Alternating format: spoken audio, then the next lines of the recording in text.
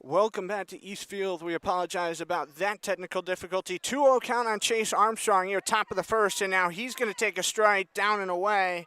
And so the count has gone 2-1. Starting things out on the bump for Glens Falls is going to be none other than Gabe Gifford. He's got an 0-2 record with a 9.58 ERA as Armstrong, a little slow tapper towards short, gets bobbled by Gabriel. He attempts a late throw, and it's not going to be in time. And so Chase Armstrong is going to be on base here to start this game for the Outlaws. Armstrong has certainly made a spot for himself on the Outlaw infield and has certainly been playing some great baseball here to conclude the season. He's gotten a lot of reps over there, both at first and in the EH and DH spots for this Outlaw team. They make that an E6 instead of an infield single with a bobble by Gabriel. So now it's going to be Brody Rowley as the Outlaws hoping they can cash in first tonight. Rowley, first pitch, hacking, high fly ball out toward center. Meyer chugging on back. He's got it on the track, and there's one down here in the top of the first. That's going to be a deep fly ball to center field, and so now there's one away for Jacoby Dale. Dale playing in his 25th game tonight for the Outlaws, a .294 average. He's got 2 homers and 14 RBIs, which puts him in a tie for homers on this team for the team lead. But he sits third in terms of RBIs with a couple of guys in front of him in Jack Hopko and Colton Harrison. Dale going to take one just inside, and that'll be ball one. Dale's hoping he can get hot here at the end of the season for the Outlaws. Had a really good month of June, but since then he's cooled off a bit here in July. Quick checklet to first, the 1-0. Shot on off on a diagonal into the screen, and the count's gone 1-1. Dale, no multi-hit games in the month of July after he had 6 of those in June. But once the dog days of summer hit for this Outlaw team, it's been a bit of a struggle to get runs across here in the month of July, but everybody stayed positive, lots of positives, no matter what the numbers say. Is this 1-1 out towards left? Hart going to race on back, looking up. Meyer over there as well. Hart pulls it out of the sun, and there's 2 down. 2 deep fly balls as Gabe Gifford getting hit hard, but the Outlaws just unable to get a ball to fall here in the outfield. Next up, it'll be Colton Harrison as he's playing right field tonight. Pretty unfamiliar spot for him is most of the time when he's in the lineup for the Outlaws, playing first base or left field. Harrison hitting just a .92. Again, something he's hoping he can change here at the end of the season. Great curveball from Gifford, and the count drops 0-1. Gifford last pitch Monday night against Saugerties in the 12-7 loss here. 3 innings, 4 hits, 5 runs, and all of those were earned as the 0-1 up and away, and the count's run to 1-1. Also gave up 7 walks and 3 strikeouts in that one, struggling with his command a little bit as the game went on. Another checklet to first is 1-1. Harrison over the Dragons dugout into the seating bowl on the first base side. Big crowd here at East Field as that bleacher area on the first baseline just about filled, and plenty of people in here behind home plate with a few on the third base side as well.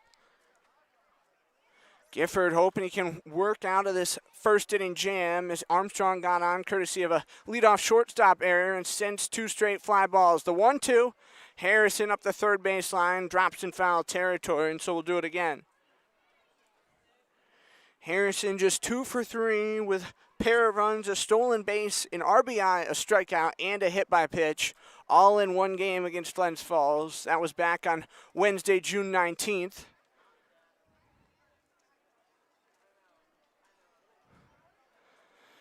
Armstrong, the short lead off first. The 1-2, down just above the shoes, and that'll be ball 2. And so it's run to 2-2. On the infield for Glens Falls, they got Tortorici behind the plate, Bernardo at third, Gabriel's at short, Wu at second, and Griffin at first as Harrison puts the 2-2 back into the screen yet again. And this is certainly a long at bat. 6 pitches already, and you know now that Armstrong's going to be on the move with 2 strikes and 2 outs no matter what happens. If they do need him, it's Darren Dangler on deck. Next up for Oneonta is the 2-2. Great breaking pitch, but missed off that lower outside corner, and so it's gone full. In the outfield, Hart's in left field, Meyer plays center, and Cespedes going to be out in right field tonight for Glens Falls.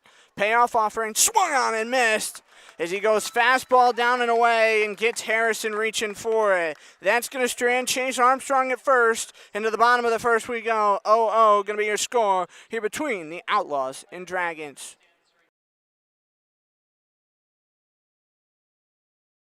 Game coming up after tonight. They are going to get an off day tomorrow, just as the Outlaws are, before they're at Utica on Monday for a 6:45 start. Turn around and host Mohawk Valley on Tuesday at 6:45, which is the start of a 4-game homestand. 2-1, opposite batters box it goes, so 3-1 now going to be the count. DeGiorno 0 for 2, fly out to right and a pop out to first so far on the day. Trying to change his night with one swing of the bat, as the Mohawks also have been held hitless for the last 2 innings after they put 3 up on Goebel in the third. Immediately on the run goes Spalletta, reaching up, caught by King, trying to double off Spalletta first. Armstrong slaps his foot on the bag, and that is a heck of a double play for the Oneonta infield. Ryan King with an ice cream-ish scoop at third, flips it to Armstrong, heads up, and that is going to be a 5-3 double play.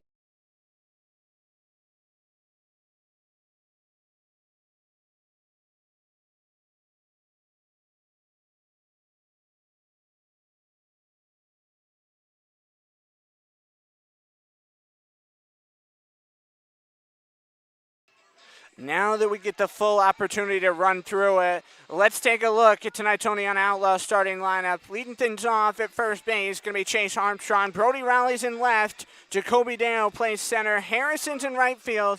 Darren Dangler behind the plate. Marco Moises is the DH. Ryan King going to play third. Nick Del Vecchio hits eighth and is at second. Kyle Pollitt, the EH. And Jack Bateman at short, with Brian Dangler out there on the hill, trying to finish off his warm-up tosses and hopefully give the Outlaws a great quality start here tonight. Oneonta certainly a little bit short-staffed on the pitching side of things here in this final weekend of the regular season, so they're desperately looking for innings out of Brian Dangler, who has already thrown twice this week, and both times he was put in a really tough spot. Last outing against Utica on Thursday, came in with bases loaded and 2 outs in the bottom of the 8th inning. And, of course, gave up a hit that allowed the 4th and 5th runs to score for the Blue Sox, and the damage was done. Dangler took the loss in that one. And so he's looking to rebound tonight as he faces this Glens Falls Dragons team that struggled here recently. Dragons with 4 consecutive losses entering in this one, 7-29-1 overall. Christian Moat going to lead things off as he's the designated hitter. He's hitting a bunt 75 on the season, 26 games played, 6 RBIs. As Dangler's first offering, going to come on in a bit high, and that'll be ball 1. Christian Moat has 3 hits in the season series against the Outlaws so far this summer, 2 of which have been right here at East Field. The 1-0, high and away for ball 2. Moat trying to snap a 2-game hitless streak here tonight against the Outlaws. Is Dangler 2-0 pitch, up and away again, and that's ball 3. Dangler making his first start since the middle part of June. Was June 10th against the Utica Blue Sox, and that start came at home. Is now his 3-0. Called strike on that upper outside edge, and so it'll be 3-1. He's got his brother Darren catching for him behind the plate tonight as his 3-1 offering. Called strike off that lower outside, and so it's run full. So Dangler with a nice bounce back after starting 3-0 on the Dragons' leadoff hitter. Payoff pitch, up and in, and that's going to be ball 4. So Christian Moat will fire the bat away as he's going to get the 6-pitch walk to get this half inning started. Odelio Cespedes going to be next up. Cespedes playing right field tonight for the Dragons. One of just 2 lefties in the lineup, the other being Ryan Hart, who's down in their 8th spot. Dangler skips that one up off the plate. Darren Dangler, a nice job to keep it in front. Going to hold Christian Moat there to first as he was ready to run if he got the opportunity. So Cespedes going to start off 1-0 in this count. Been one of the most consistent hitters all season long in this Dragon lineup. Is that one just misses off the upper outside, and it'll be 2-0.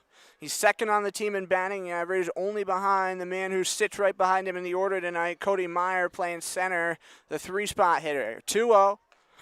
Called strike on that lower outside, and it'll be 2-1. Armstrong's at first, Delvecchio man second, Bateman going to be back in there at shortstop, and King's at third for the Oneonta infield. The 2-1, Dangler with a throw down the second, tag slapped on, and not going to be in time as Bateman drifted over to cover the bag. Christian Moat going to get himself a stolen base, running himself into scoring position with a count now 2-1. Cespedes 11 RBIs, does have 7 extra base hits, 5 of which have come here at home. 2-2 pitch, swung on and missed, and Dangler's got his first strikeout of the day.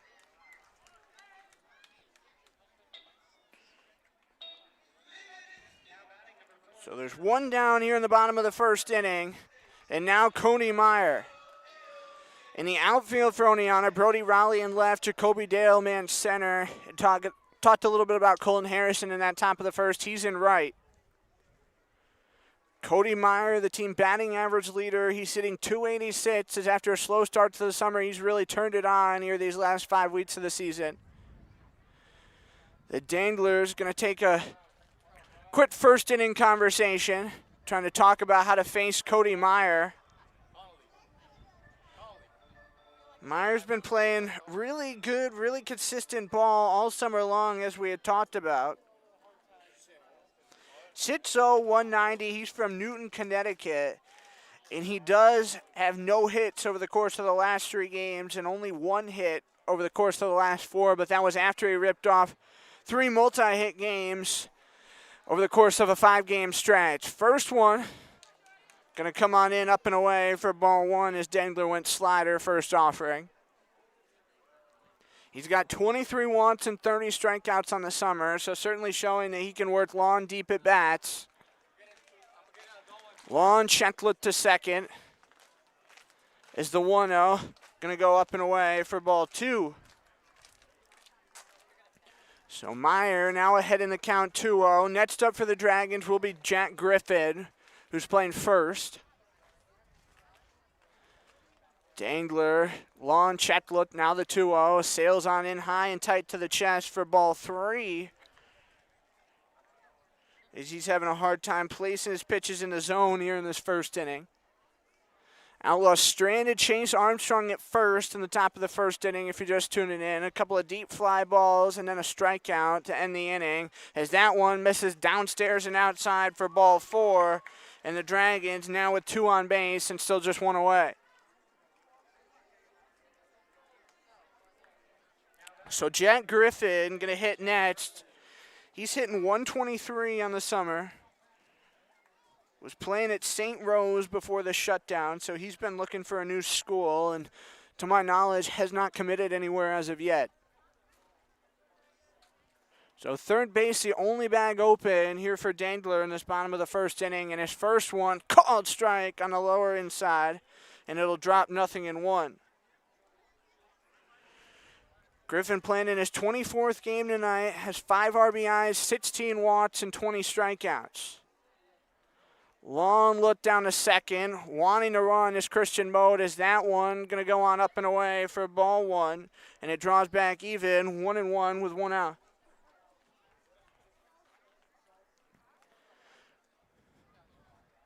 Moat's at second, Myers at first. Is Dangler going to come on in low with 1, throw down the third, not going to be in time, and so another stolen bag for Christian Moat. And there's still just 1 down. So the Dragons will have runners at the corners. This is a team who did make the postseason a year ago, got ousted in their first game to Mohawk Valley. Is now the 2-1, going to miss out and away for ball 3. Final score in that one was 8-5 as the Dragons gave them a good fight. Mohawk Valley went on to lose to Utica in the East Division semi last year by a 3-2 score as that one swung on and missed and the counts run full. The Diamond Dogs going to be the playoff opponent for the Outlaws on Monday night. Now a confirmed start time of 6:35 in Little Falls. But the Outlaws one more game tomorrow to wrap out the regular season in Watertown as the payoff, up and away, ball 4, throw right back to Dangler to the plate, 10 slapped on, and they're able to nab out Moat. It's going to be a 2-1-2 to get Christian Moat at home, and that'll make it first and second with 2 outs. So Cody Meyer on the run gets down to second. Jack Griffin will take the walk if you're scoring along with us. And so 3 walks in the inning, still no hits for the Dragons. And Caden Bernardo, who's hitting just a .40, will get a chance to bat here in this inning. If they need him, Kyle Wu, the 6-hole hitter, is that one. A great breaking pitch, clips that upper outside, and it'll be 0-1. Dragons opting to bat 9 for the second consecutive time against the Outlaws.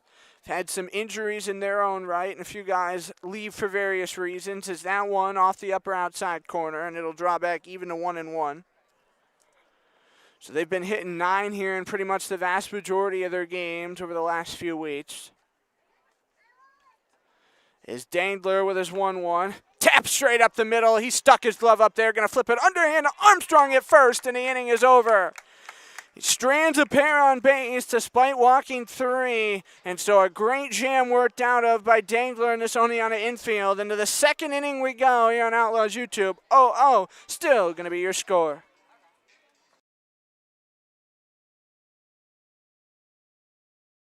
Bottom of the 6th inning, Jin Shen remains on the bump for Boonville. It's his first pitch to Raleigh, high in the air, out towards left field. Chugging back goes Wang. He looks up, and that one's over the fence. Brody Raleigh over the left field fence, going to make it an 8-4 game here in the 6th.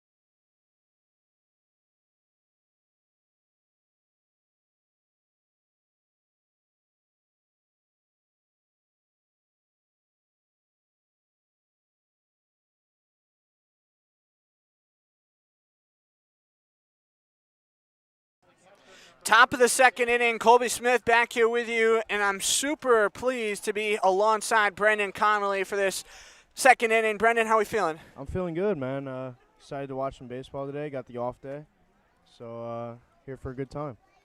Darren Dangler going to lead things off here on the top of the 2nd for the Outlaws. Is the first offering from Gifford, going to break on in there for a called strike 1. Hoping Dangler can get a hit here. It was a good breaking ball for a first pitch. Never really sitting that early in the count. The 0-1 swung on and missed, and it'll be 0-2. This lefty's got a really good breaker. I mean, that looks like 12-6 or sweeping action. It's got really good movement, really good break. Probably going to be his go-to pitch here.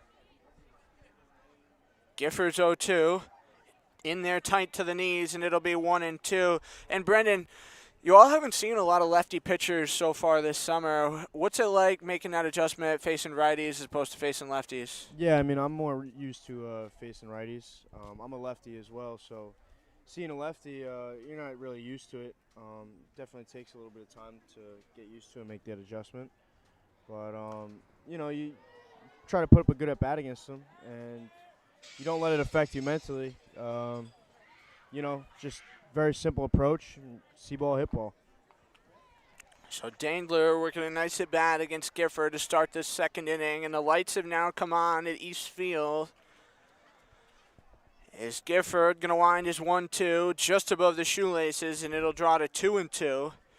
And Brendan, you've had Darren as a teammate all summer long. What's it like playing alongside? Yeah, Darren's a great guy. Really funny character as you get to know him. Great baseball player too, going to Sage. When I first met him, I thought he was like 23, 24 years old, and he ended up being 17 in high school. I'm like, this kid is huge.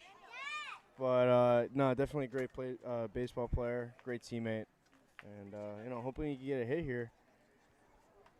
Gifford with a full count. Catches that upper outside corner with one, and Dandler going to be put down looking. Yeah, I'm not surprised he went back to that pitch. He got ahead early on him with those two breakers. So now Marco Moises is going to get a chance to bat. And Brendan, tell me about Marco. What's he like? Marco's awesome. Very funny as well. Get to know him. He's a really funny guy. He brings his Dominican act along with him, which is really funny. He's got his Dominican music going, and he just plays the role, man. He's a great outfielder. Had a great game last night, and all-around great teammate. The 1-0, going to catch the upper outside corner of the zone, and it'll be 1-1. And how do you feel like having such a great group of guys around you has really helped you succeed this summer? Yeah, it's been a lot of fun. I mean, once you get to know these guys. That one slapped the opposite way by Moises, and he's going to have himself a one-out single. Good hit by Marco. Yeah, as I was saying, having all these great guys, as you get to know them, playing with them, it becomes a lot more fun. You get to play with guys that you really like, you really enjoy being around, and try to go win ball games together, but more importantly, just having fun with them.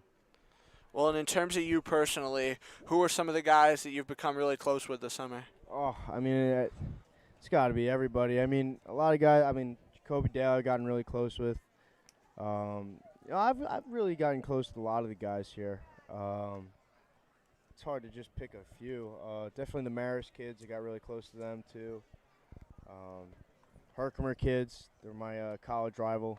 All of them I got really close to. So, all these guys, once you start playing together, see who they are in the clubhouse, it becomes a bond there. So, go have fun in the summer with them.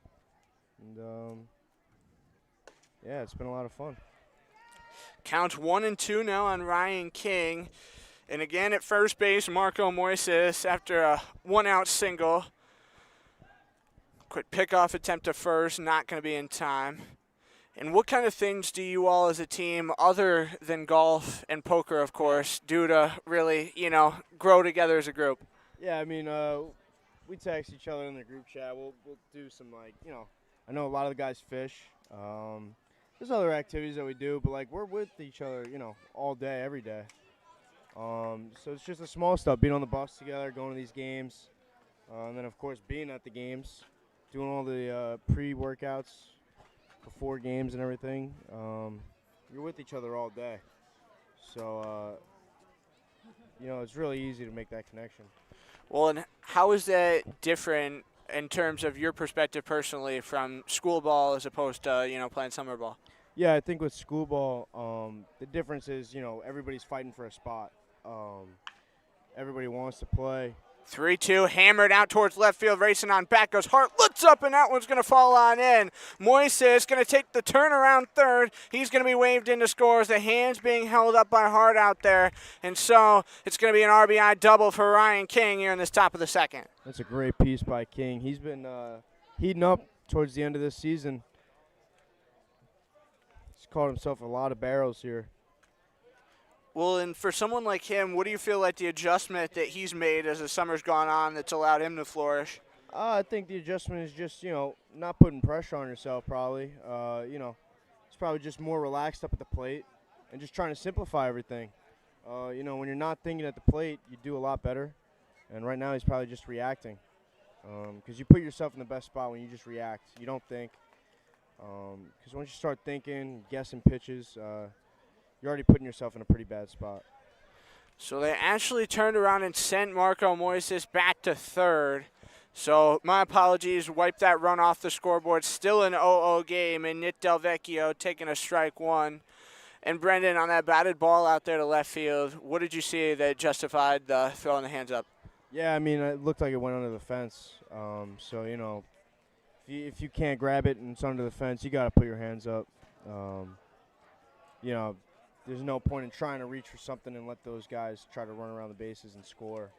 I mean, I think it was the right play. It looked like it was way under the fence. I couldn't see the ball. So, yeah, go with the hands up there. So the count going to be 1-1 with just one away. Is Gifford taking a long time and goes lower outside corner with that one, and it'll be 1-2. I don't know about that call. I mean, it looked pretty outside. Nick wasn't really happy with it. Pretty bad frame by the catcher as well, so I could see why Nick was mad. Tortorici is behind the plate tonight as Del Vecchio is swinging a miss, and he's going to be retired for the second out of the inning. Yeah, this pitcher for Glens Falls, his breaker is really there tonight, and that's definitely going to be his go-to strikeout pitch, and definitely a go-to pitch to get ahead in the count. Wouldn't be surprised if he started off here again with Millen up to bat. Well, in terms of your hitting perspective, how do you go about facing pitches like these that are breaking on in there like that? Yeah, I mean, when you're watching from the on-deck circle, you kind of you want to see what this guy is throwing, what his go-to pitches are, what he's using to get outs. You know, and you use that going into the at-bat. Just, you know, as a subconscious thing that, you know, you have in the back of your mind. When you get in the box, you're not thinking, you know, you just react. But yeah, you definitely want to collect all the information you can in the on-deck circle, and even when you're sitting, just watching them. And then even guys in the bullpen, watching them before they go in, seeing what they're throwing, how they're locating it, where they're throwing it. So just to give you that little slight edge, and then, you know, just go out there and react. 1-1, going to miss down and away, ball 2.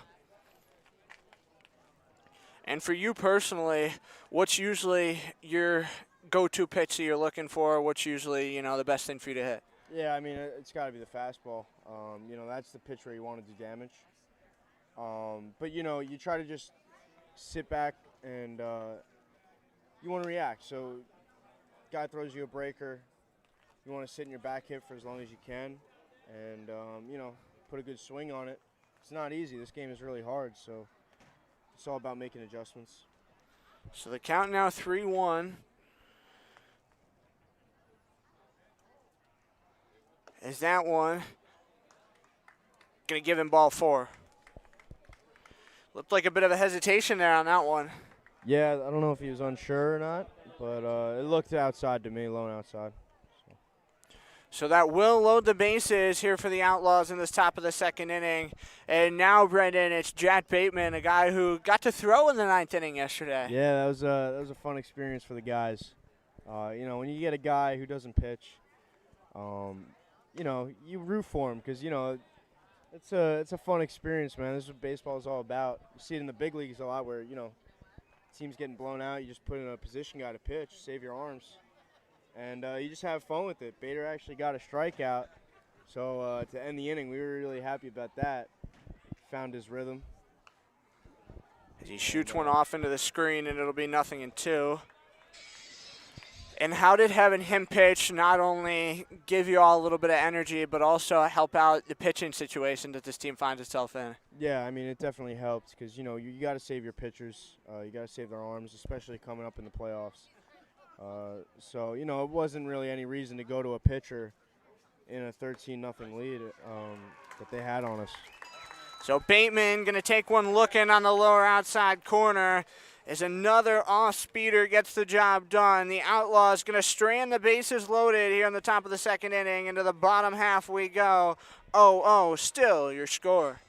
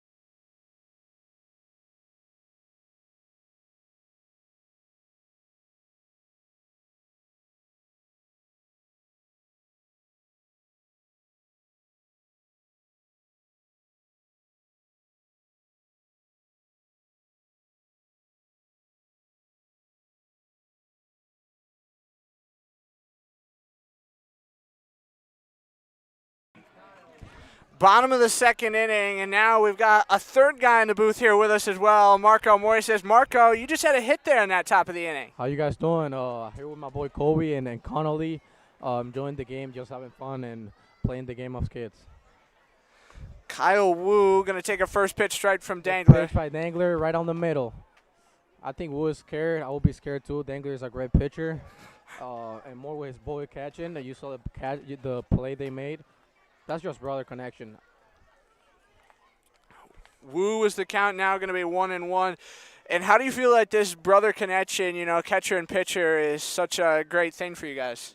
Man, I always dream for playing against my brother. My brother played Pro Bowl with the Toronto Blue Jays, so my dream was, he was a pitcher, and my dream was to face him once. But God didn't want that because he know I would smack his stuff. 2-1 offering, going to come on in high and tight for ball 3. And Marco, this is a Glens Falls Dragons team that you all have seen quite a bit this summer. What have you seen out of the Dragons this year? This is my second game against them at their stadium, and I've been doing really good. Last game I had a hit and a couple walks, and today I started really good. So, hit by a pitch by Dangler. Let's hope I can, the team and me can keep it like that. Having great at bats and just enjoying the game. What's your favorite thing about the game of baseball? I think I'm a guy. It was gonna sound bad, but I'm a guy who enjoyed the little moments, and I think in baseball the fun part about it is you create so much momentum every single play that when something good happens, you'll enjoy it like at your best level. So yeah, I'm like that. Well, and Brendan, what's your favorite thing about the game of baseball? Oh, favorite thing. It's gonna sound, cliche, but like everything. It's a great game. It's a lot of fun. I started off when I was, 3 years old. My dad taught me to play, and he was my idol when I was growing up. He played a little pro ball himself, so learning from him and then just falling in love with this game. It's awesome. I love it. I love everything about it. So the count now 1-1 here on Gabriel. Wu's at second after he stole a bag. Dangler with a long look back there. Now a little tapper over towards third. King going to field cleanly. Over to first in time. And they get the out as that'll be a 5-3 to force down Gabriel. And it's a great play by King right there. I mean, this field play is terrible in the infield. You get really bad hops. He got the right one there. But this field, you can't sit back for a ball. I mean, you got to attack everything. Well, and why do you feel as if the infield plays that way here? Taking reps in batting practice when guys are hitting, got into your position, shagging, just getting a feel for the field. I mean, you get really bad hops. Even during warm-ups when we do I.O., you learn the field, you learn how to play it. The grass is a little bit higher than the dirt. And the dirt is it's so unpredictable, so you got to really attack everything here. Count 0-1 on Ryan Hart, the second lefty in this lineup for Ryan Dino's club here on this Saturday night. Dangler taking his sweet time on this one. Bat set is 0-1, swung on and missed, and it'll be 0-2. Dangler's looking pretty good here. That fastball is working for him real well. Well, and what do you feel like is the best stuff that he has in his arsenal? Yeah, definitely his fastball, his two-seam. His two-seam's very good. It has good run on it. That's definitely probably his go-to pitch. So Hart going to see an 0-2 yet again. And if you're Dangler, are you going back to that pitch on this one? Be honest, I mean, in an 0-2 count, you could go with a spoil pitch down low, try to get him to swing at something. I'd go change up here, maybe curveball. I think that was a change up low. Slap tag on over there at third, but the damage is done. Another stolen bag for Kyle Wu. And Brendan, it seems like Glens Falls is going to be on the run here every opportunity they get tonight. Yeah, looks like they're getting really good jumps off Pat. I don't know if he's giving the right looks over there, but he's got to change up his looks going back to them. 1-2, swung on, going to get away behind the plate. Coming on in to score is Kyle Wu on the drop third strike, and it's going to be 1-0 Glens Falls. Yeah, that's pretty unfortunate. I mean, you get a strikeout like that on a really good pitch, and it just gets past Dangler, and Dragons hop on a 1-0 lead. Well, and how frustrating is that to be a part of a play like that where it's like you get to strike out and then, of course, base runner still reaches and run scores? Yeah, I mean, it's frustrating. You don't want to give up runs on strikeouts. I mean, that's just like it's a really bad feeling. So, can't be great, but you just got to work through it. I mean, second inning, you got plenty of baseball left to play. It won't phase Pat, so he'll be all right. Well, and how do you feel like Dangler, of all the pitchers that this staff has, is it handling adversity? Like, how does he deal with things? Yeah, I mean, I think he's handled some adversity. We all go through it. Getting the start for him today, I mean, I feel like that's a really good thing because working out of the pen, that's really hard. It's a tough thing to do, especially in tight games. I think when you're getting the start, it's more free. You got more control of what happens. And I think Dangler, he's definitely faced some adversity, but he's battled through it, and he's been playing great. He's been playing some great baseball this summer. Another stolen bag taken, this time by Ryan Hart, so he's at second with just one down here, bottom second. Dangler, the 1-0, tapped on up into the screen, foul just to the left above the Dragon dugout. And talking about adversity, how do you feel like this team as a whole has dealt with adversity all summer? Yeah, I mean, every team goes through it. We just try to, every day, come out, show out, give it our best. You just got to work through it. And you're not going to get the results that you want all the time. And that's just a part of the game. But I think nice play there by Bader. Bateman with a beautiful read to make that play. Yeah, but I think going back at the adversity, I mean, every team goes through it. And, you just got to battle through it. And I think the main thing is just trying to win games. Just try to win games as a team. You got 9 innings to play. This month of July for us has been really tough. We've had some hard breaks. The other night in Utica was really tough. One bad hop. And, it really defined the game for us. But, you can't let that stuff affect you, especially going into the playoffs. 1-0 pitch, upstairs and outside for ball 2. That's a pretty bad call. I thought that was a strike. Well, and you mentioned that bad hop up there in Utica the other night. Talk me through that play. Yeah, I mean, that one straight up the middle off the mound, and that's another bad hop. yeah. And Glens Falls is going to lead 2-0. Yeah, going back to that hop in Utica, I mean, that's a really unfortunate play. I've never seen anything like that. I mean, in that close of a game where we needed an out, we had 2 outs. I believe it was 4-3 or something in that situation, and ground ball right to Matt Carrera, and it just hopped over his head. I've never seen anything like it. It gave them momentum, and when you get momentum in this game, it's really easy to just carry on with it. And they ended up taking that win, but it is one game out of the summer. It's not going to define us. We did clinch playoffs, so we just got to roll with what we got. Odelio Cespedes now in an 0-1 count. Bateman was ready to cover the bag. Is that one going to come on in tight, and the count will even up at 1-1. And specifically, a game like that, you mentioned this month of July that's been also tough. How do you feel like the way the schedule has been this month has played a factor in some of those things as well? Yeah, I mean, we had a lot of rainouts, and that definitely affects you. That one's not going to be handled cleanly. Back in the third, going to be Christian Moe. And over there at first, now going to be Odelio Cespedes. Should score that one as an infield single, and so it'll be runners at the corners with 2 outs.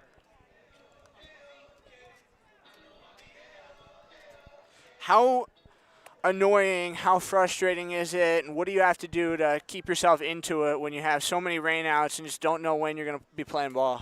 Yeah, it's definitely frustrating because you show up every day expecting to play, and then, coach tells us the game is canceled, and it's tough because, you spend all day prepping for the game, getting ready, and, the weather just takes that away, which stinks, but, you just got to battle through it. I mean, it definitely didn't play in our favor. But, like I said, we're in the playoffs, and that's all that matters. We give ourselves a shot to, make the most out of this. Do you specifically have any game day ritual or prep that you go through to get yourself ready on a game day? Game day ritual, I would say I definitely got to eat chicken or steak before a game. Chicken, steak, and rice right before I go to the field. Once I get to the field, I do a whole stretching routine out in the outfield. Listen to my music while I do it.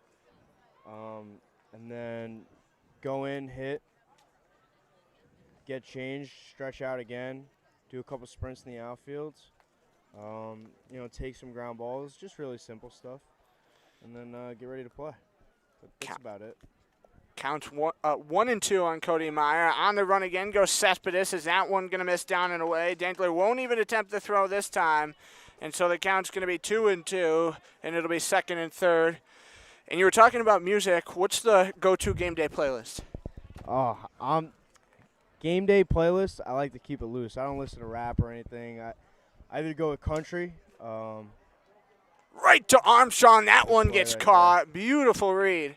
Yeah, I'll either go with country or pop music from like the 2000s. A lot of Katy Perry in there. I like to have fun with it. We are going to head to the top of the third inning here on Outlaws YouTube. Now it's a 2-0 Glens Falls Dragons lead.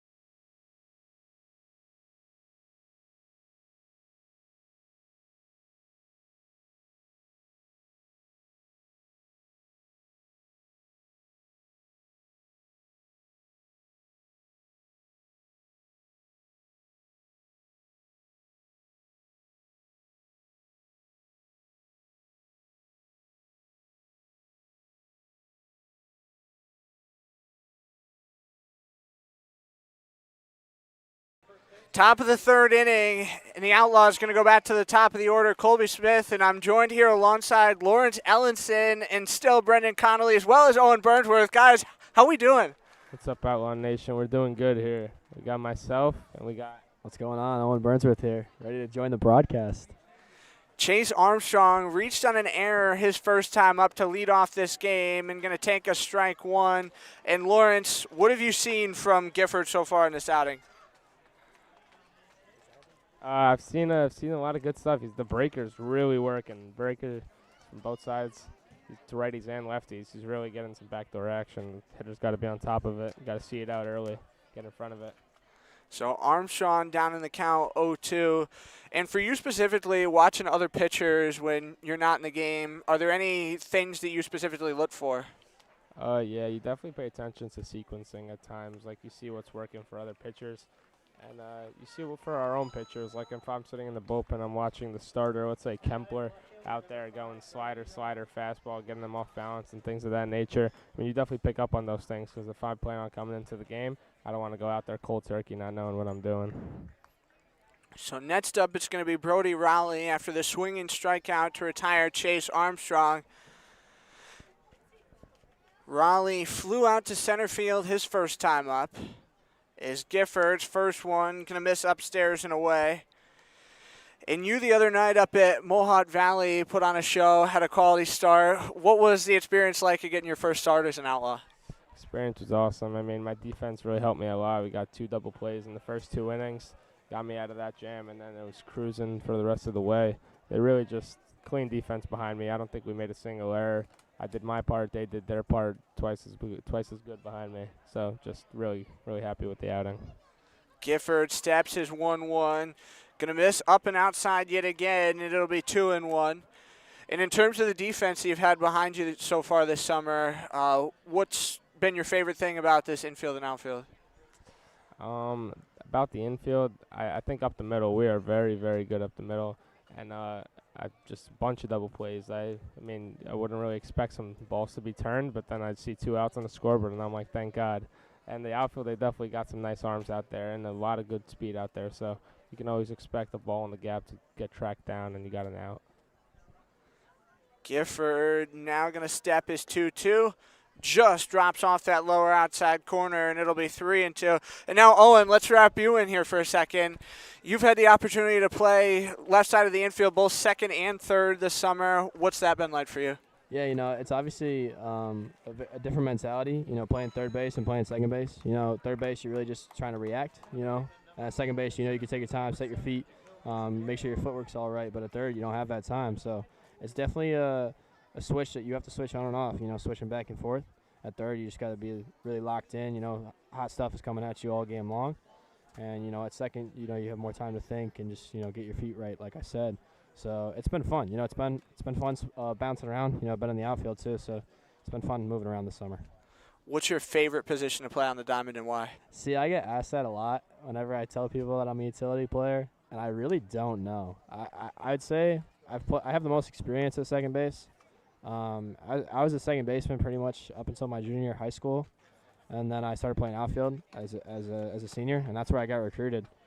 But moved back to the infield freshman year, so it's been a lot of bouncing around. So I really couldn't pin down a specific position that's my favorite, but I'd say I definitely have the most experience at second base. Well, and do you make any kind of adjustments mentally when you know you're in a different spot before a game? Like I said, if it's moving to third base, you really have to be locked in. You're going to get hot shots at you at the hot corner. So, and then outfield, you're just telling yourself different things throughout the game. Like when you're in the outfield, I'm just telling myself to work behind the ball. First just like the basic stuff. See spin. See which way it's coming off the bat. See top spin. See if it's tailing. Just work behind the ball. And when there's runners on base, you got to tell yourself, all right, where am I going with this throw?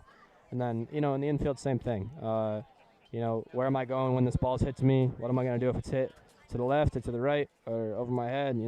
Just kind of like talking yourself through the potential situations that could happen is really what I think about when I'm in the field. So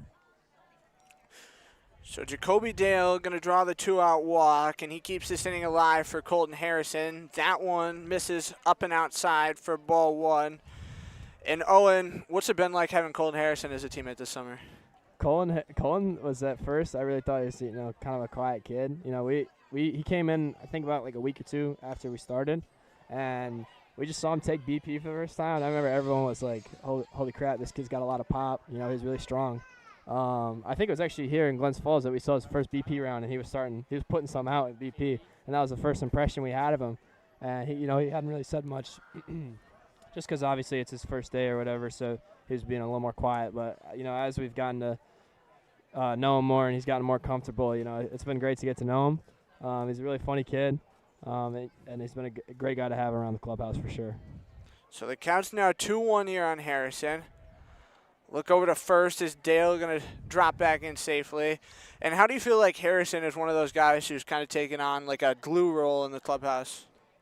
Yeah, he's obviously been in the heart of the lineup for a lot of the games this year, so he just kind of earned that respect immediately, just being in the heart of the lineup a lot of the time.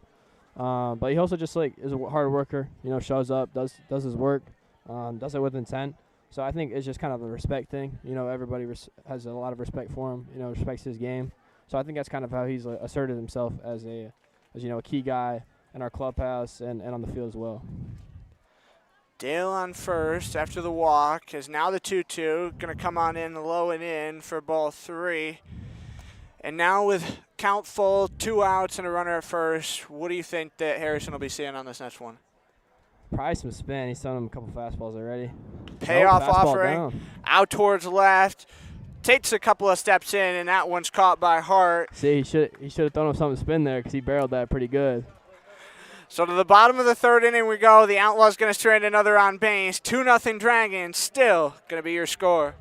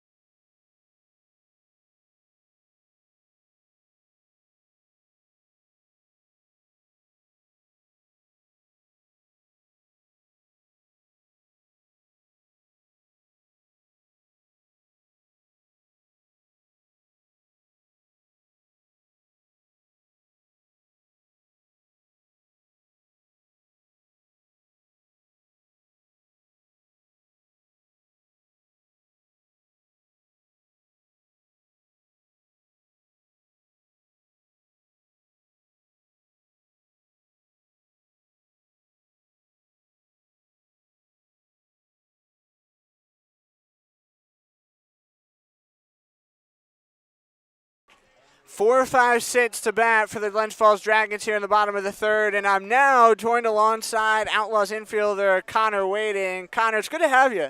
It's good to be here. I'm excited to join the broadcast finally. Jack Griffin walked his first time up, and Pat Dangler back out on the hill for his third inning. Connor, as someone who normally plays first, what do you usually look for in a pitcher when you're out there? Well, first and foremost, just throw strikes, the usual. And guys that are quick to the plate, it makes my job at first a lot easier, keeping guys closer to the bag and not having to pick people off. That one going to one-hop in front of Colton Harrison out in right field, and so the Glens Falls Dragons going to have a leadoff base runner to start this bottom of the third. In playing alongside Pat Dangler this summer, you've been out there a couple of times when he's been on the hill. What's he like to have out there? He throws from a weird arm slot. I get a lot of guys that if they get on first will tell me it's coming out of his hand weird or it's breaking weird. So I feel like when he's on and he brings his stuff, he's tough to hit as long as he's throwing strikes and his ball's moving the way he wants to. I don't think he wanted to do that there, but hopefully he'll bounce back this next batter. So Bernardo going to take the big HBP, and he'll throw the bat away. Clearly a bit stunned by that one. It advances Griffin to second, and what'd you see on that pitch? Left it up. Arm got long a little bit. Stayed up in the zone and had too much run inside. Well, and now what do you think he's got to do here to try to settle into a groove, knowing you're already down 2-0, you got two on base and have to get innings? I think, with two runners on, no outs, the important thing is trying to get it out here. If you can get a double play ball, that's great. But just looking to let them put the ball in play, let your defense work behind you, and hopefully record an out here. Kyle Wu going to take a first pitch strike, and so he'll fall behind 0-1. And Connor, I know we talked a little bit about it on our pregame interview today, but for those people who haven't got the opportunity to see it, you've been here all summer, all season long. What's it been like being an Oneonta Outlaw? It's really cool. You definitely feel the support and positivity from the community at the home games, and even here, the away games, I see some fans. So it's awesome being able to play in front of the community of Oneonta. Well, and how does the community of Oneonta stack up in terms of fan support, in terms of how much they buy into the game from anywhere else you've ever played? Last summer I played out in the Hamptons, and, we didn't get as many fans out there. Here in Oneonta, we get a lot of fans, a lot of support. I'll go out, like I said in our pregame interview, I'll go out and people will ask me or bring stuff up about games if I'm wearing an Outlaw shirt or hat. So it's really cool to see all the outside support when you just go out in the community to get food or something. It's awesome. You ever had anybody say this man's got pop and can put one out of Damaski Field? Yeah, I mean, yesterday I got asked to not fly out to center if I could hit it any further, and my only response was maybe with a metal bat. It's pretty hard to get one out at Damaski, so it was cool to be one of the two to get one out here this year. Well, and you did it against a team, too, has been very successful this year. The regular season champions, 9 of the last 10 years. The Amsterdam Mohawks, what's it been like seeing such tough competition like that, game in and game out all summer? It's an awesome adjustment. This summer's a lot like playing at school with junior college. You get jumps in skill level and pitch velocity and all that. So it's really cool to just have an even higher level with guys who are playing Power 5, mid-major D1s, and guys who are playing also junior college like I did, and D3, D2. It's awesome to have a mix, and it's a grind, and it's something you really got to just keep working all summer, but it's been a great experience. Well, I talked about it a little bit on the broadcast last night with Colton Harrison, but how do you feel like that jump is between D3, D2, D1, and JUCO? Like, what do you feel there's clear difference, if any, in terms of skill level and ability?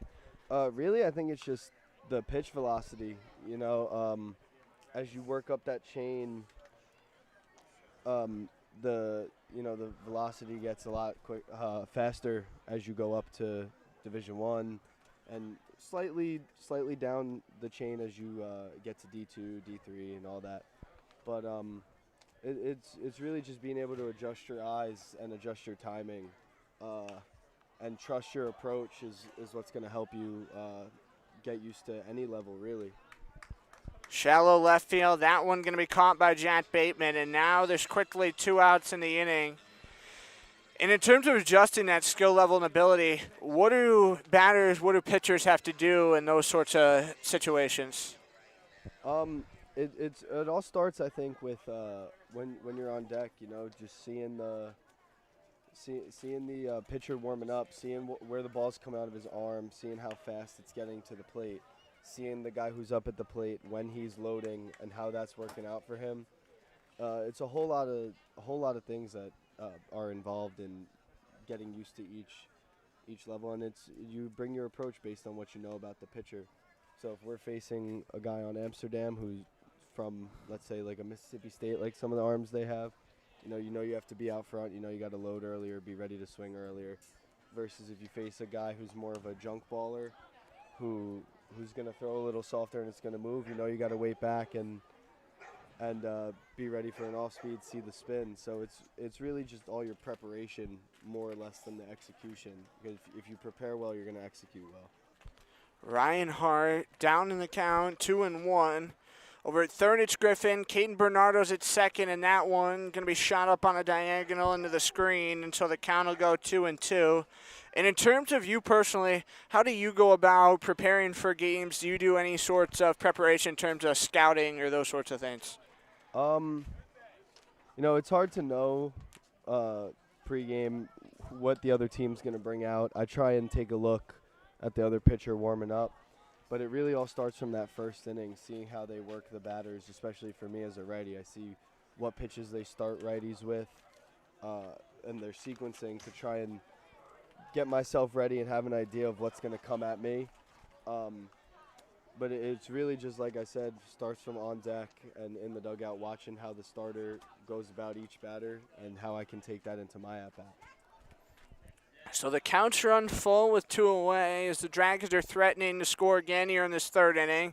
That one sails up and away for ball 4. So Ryan Hart going to draw the 2-out walk, and the bases are going to be full.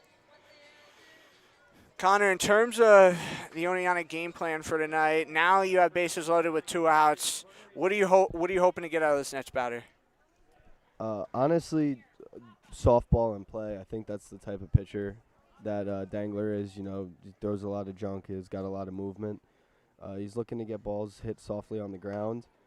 And I think that's when he's at his best, when guys are rolling over pitches or hitting them off the end of their bats. I think that's when he's at his best, and that's what we need to look for the rest of this game. Soft contact, let our let our infield make plays behind them. Well, and how many innings are you all hoping you could get out of Dangler with the short pitching staff that's to be had? I think 5 or 6. Shorthanded. You really got to lean on your guys to go long. And honestly, two runs, 3 hits. He's doing a pretty solid job tonight. So if we can get another inning or 2 out of him, I think we'll be in a good spot. So the top of the 4th inning will go 2-0 Glens Falls Dragons, still going to be your score.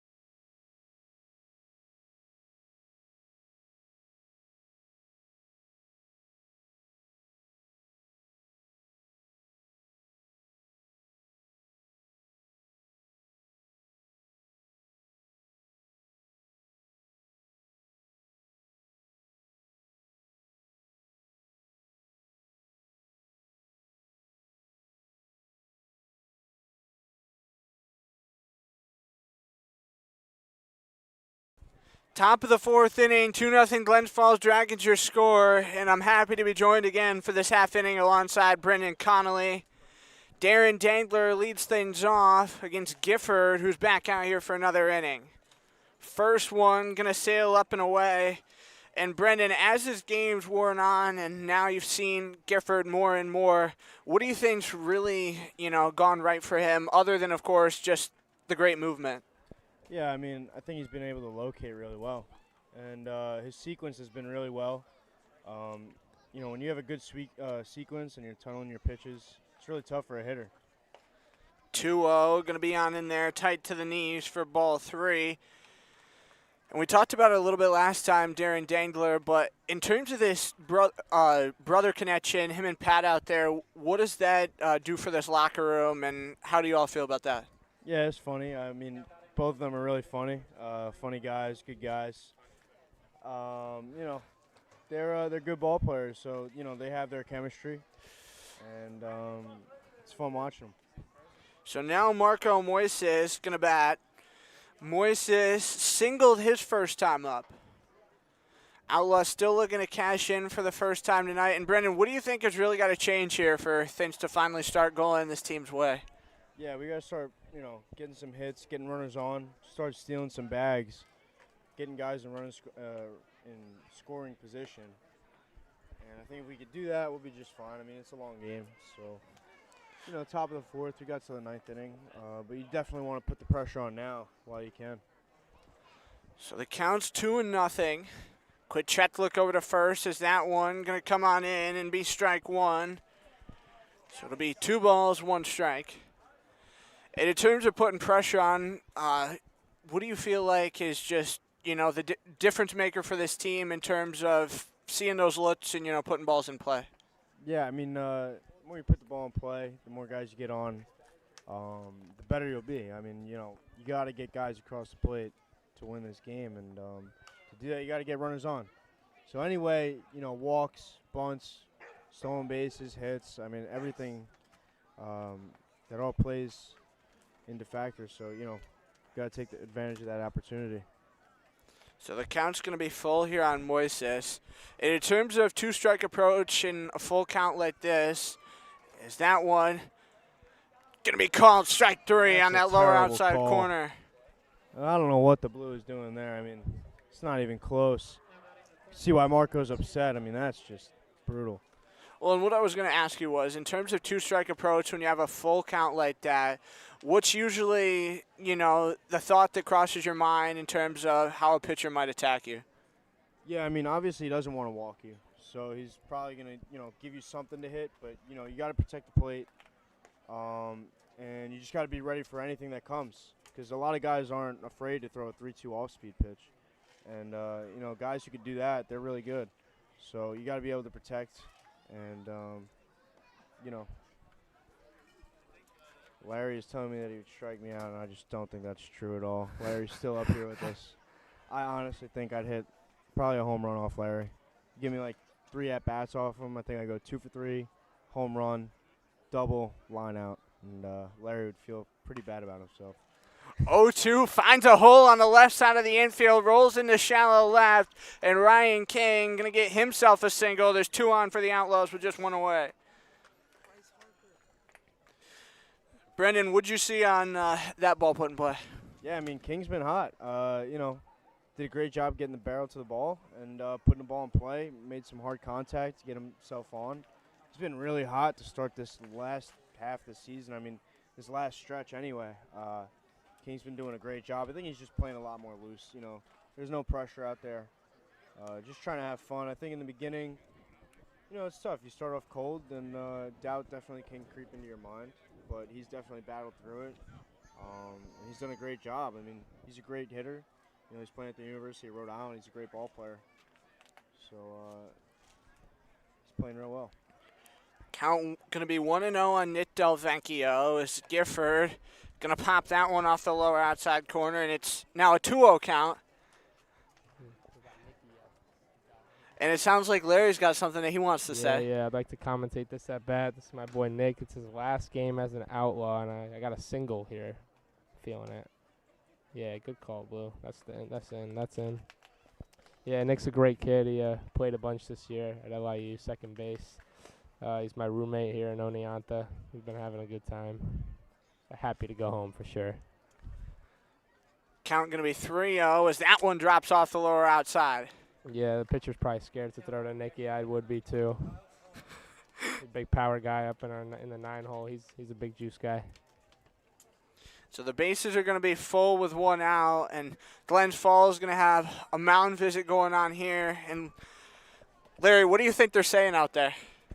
I think they're saying Dylan Millman, he's a real power threat at the plate right now. I mean, he could really make this a different ball game right now, depending on how he pitched to him. You don't want to miss anything down the middle. He can definitely tie the game right here, poke something through a hole, or he can put one in a gap and you're going to take a lead.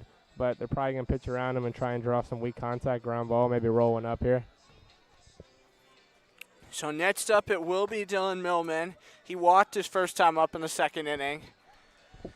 And Brendan, tell me a little bit about Millman. What's he like, and what have you seen from him this summer? Yeah, Millie's he's a great guy, good ball player too. He's outfielder at Marist.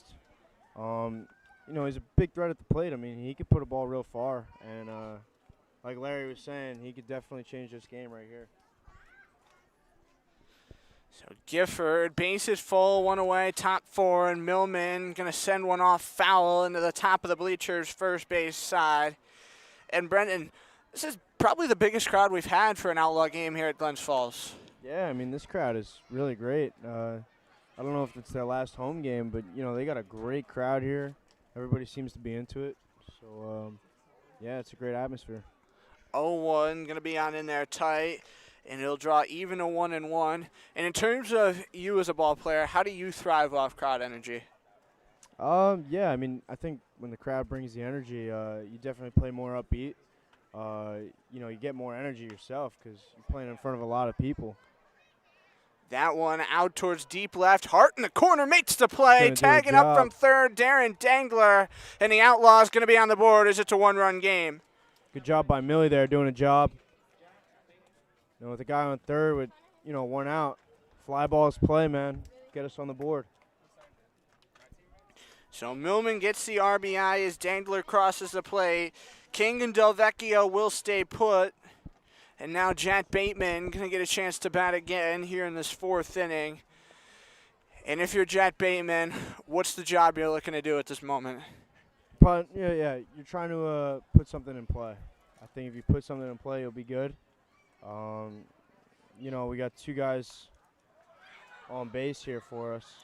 So, and we got Ryan King at second, who has pretty good speed. So, he put something in the outfield, he's probably going to score, tie this game up.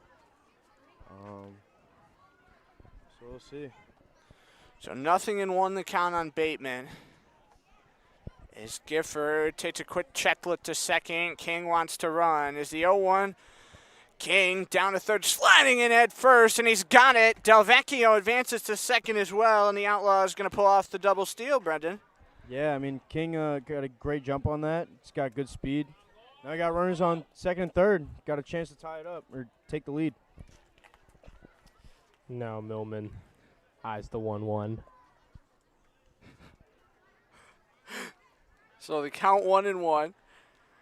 Again, 2 away here, top 4, and the Outlaws now down by just 1 as Bateman with a pop-up on the right side of the infield in foul territory over there. Griffin looks up, and he's got it. I don't even think that's in play, but whatever. That's how they play up here in Glens Falls. I'm signing off. Good to speak to you guys, be on here. I'm out of here. Have a good night. Colby, have a great night. Thanks, Brendan. To the bottom of the 4th inning we go. 2-1 Dragons going to remain your score.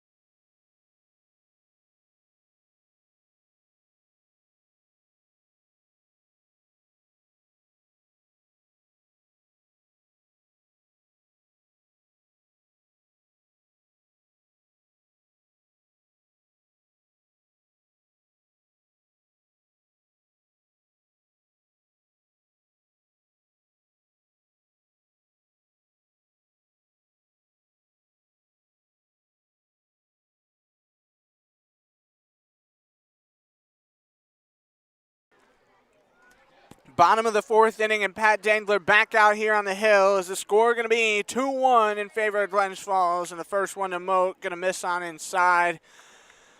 Larry, Christian Moat, a guy who's been one of the more successful hitters against Outlaw pitching this summer. What do you see from him every time he's up? I think he's just attacking pitches early, like right here. He just swung at a 1-0 pitch. He's trying to get his fastball, and he's trying to put it in the outfield. And that's definitely important. As a hitter, you don't want to fall behind. Once you fall behind, you're going to be prone to seeing spinning pitches and stuff. And that's definitely not something you want as a hitter. A lot easier to hit the fastball than breaking stuff. Moat was showing bunt on that one and was able to pull it back. So now the 4th pitch of this at-bat is Dangler. Going to bullet one down and away, and it should be 3-1.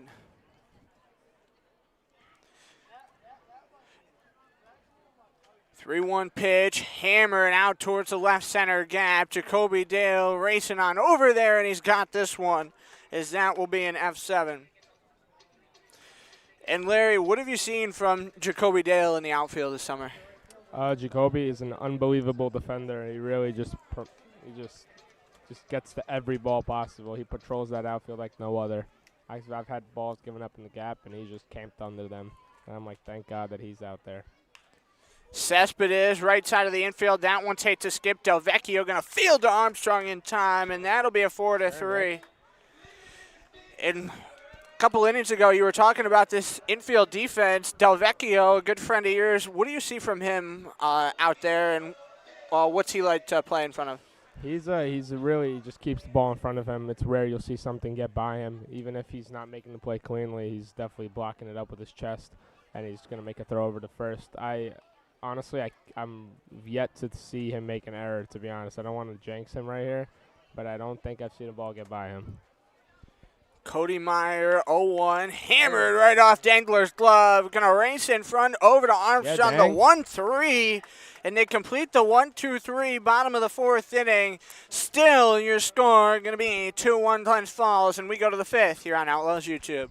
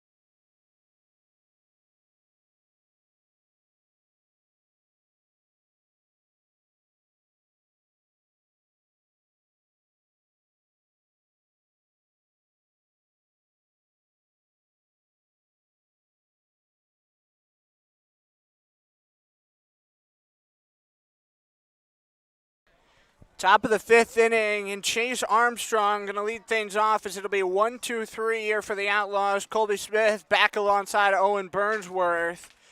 As a big swing and a miss by Chase Armstrong, going to start this half inning off. Here comes my friend Jack Bateman. Jack, my boy E5, how you doing? I just want to say hello to my mother and my father. How you guys doing? That's the wise words from Jack Bateman.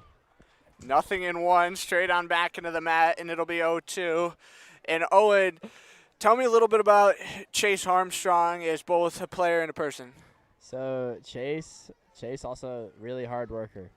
He's usually, him and Jacoby are usually the first ones at the clubhouse. They're actually sometimes they're waiting for Keaton and Josiah to unlock the door for them. You know, they're always doing make sure they're getting their tee work in, their flips in. You know, before we take BP. You know, sometimes it's easy to get lazy during summer ball. You know, because you're just trying to, you know, just relax. The days are long, a lot of games in a row. It's easy to, you know, just not show up and do your flips, do your tee work. But they're always there. They're always there. They're always the first ones there. And yeah, he's been a great presence in the clubhouse. Really lively guy.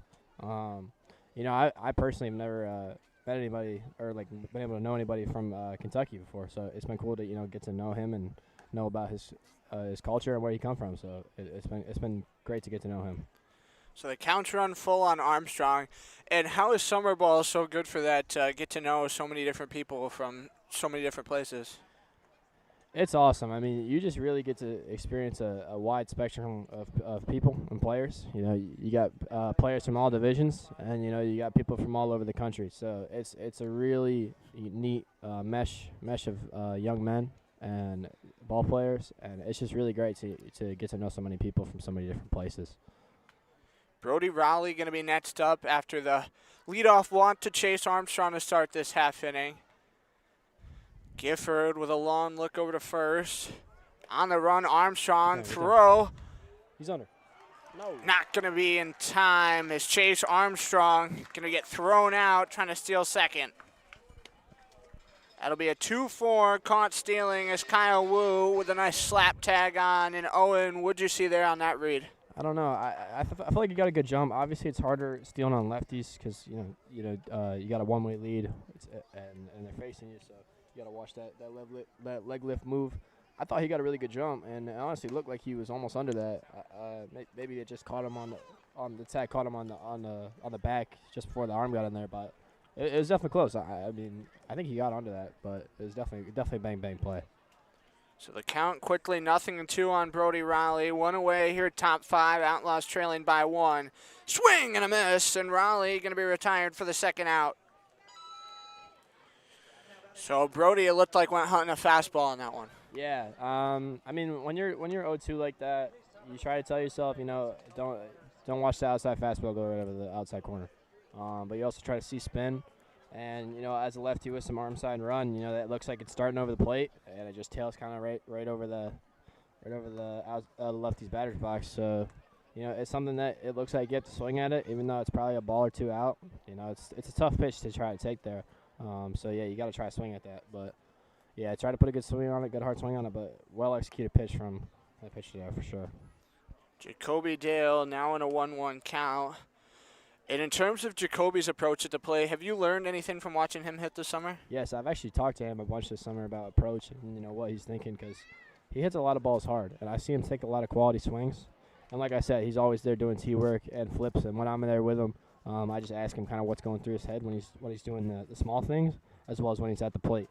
But, yeah, no, we've talked a lot about bat path, about putting a good swing on it, and two-strike approach, so it's been great to get to learn from him. And like I said, it's great to pick people's brains, just kind of see a great way to become a better hitter is by picking other hitters' brains. So I just kind of try to take little bits and pieces from everyone that's here and learn a little bit about their approach and what they think about, and just try to add it to my game. So it's been great to talk to Jacoby about that specifically.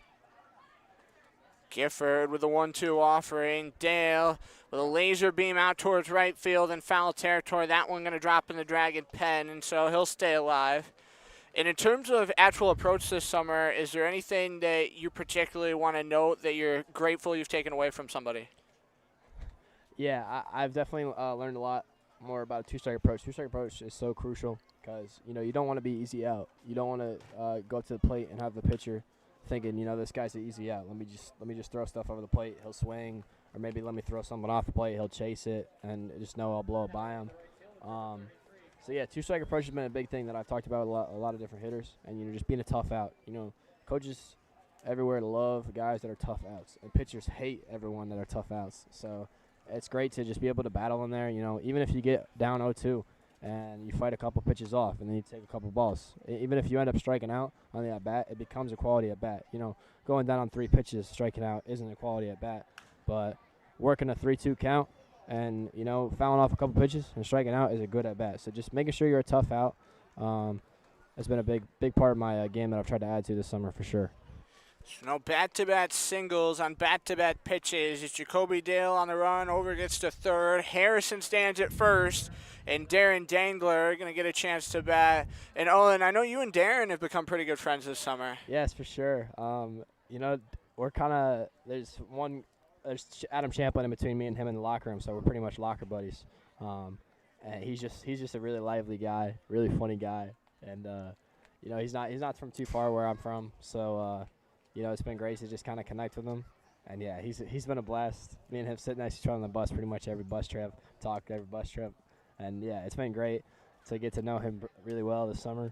And we're going to school just about 10 minutes apart, so it'll be great to, connect with him in the fall and in the spring and hang out, when we're at school. So the 0-1 is Harrison on the move, going to get into second standing up, so he runs himself right in the scoring position.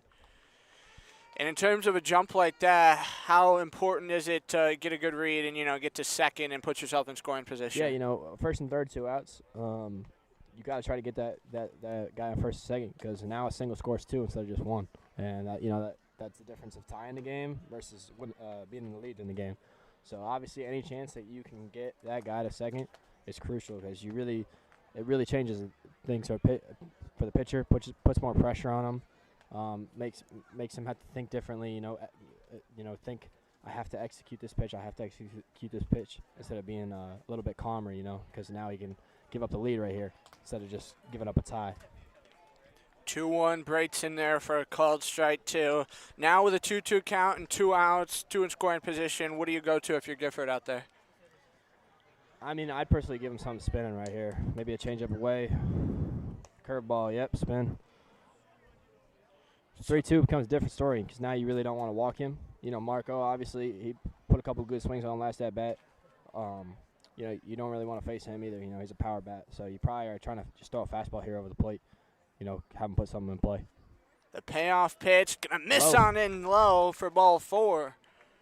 Just like that. That's kind of what I'm talking about. Putting more pressure on the pitcher. And when you're in the batter's box like that, in a situation like that, the pressure's not on you. It's on the guy throwing the ball. Because now you got bases loaded. Anything in the gap could potentially clear the bases. So, and Marco's obviously a really good hitter. So now it adds nervousness, adds pressure, which is exactly what you want to do as a hitter. Moises with the bases loaded. Looks like that one's gonna plunk him, and this ball game's gonna be tied. Got something cooking now, Colby. Moises is going to have to shake that one off, and, man, he's really been playing some good baseball here in the month of July. Yes, Marco's actually been really hot in the last month or so. It didn't start off how he wanted to, and he was frustrated. But, Keenan, Josiah, and the guys around him calming him down. Let him know, hey, man, you're still a great ball player, so just relax. It'll come. And that's exactly what happened. It's been great to see him come into his own, this last month and help us in a lot of different ways. Now Ryan King going to lay off the first one and takes a called strike. And I got to ask, because you mentioned Keaton and Josiah, what's it been like playing for them this summer? It's been awesome, man. They're super great guys. They're really chill. They really take the pressure off us, for sure. They make it a lot of fun. I know we talked about in my interview a week or two ago how school ball can get, high pressure. And, summer ball is just about having fun, playing the game you love. And they remind us of that very well. They make sure we're relaxed and having fun. So it's been great. 1-1. King going to put a ball on up. That one gets over the bleachers and going to get out of the ballpark, and so it'll be 1-2. And for you personally, what's been the most fun thing about playing Red at home this summer? You really miss the home-cooked meals and the family and the friends, your hometown friends when you're at school. So being able to be at home, have mom cook you dinner, be around the dog, be around the family, be around your hometown friends. It's been awesome. You still get to do what you love. I'm very fortunate. A lot of guys, they have to travel a long ways to play in a competitive league like this, and I'm fortunate enough to have it in my own backyard. So it's been great. I'm very grateful. 2-2, gonna ring up King looking on that upper outside corner. And so the bases will be full of Oneonta Outlaws in this top of the 5th, and they leave them there. So we go to the bottom half, 2-2, gonna be your score.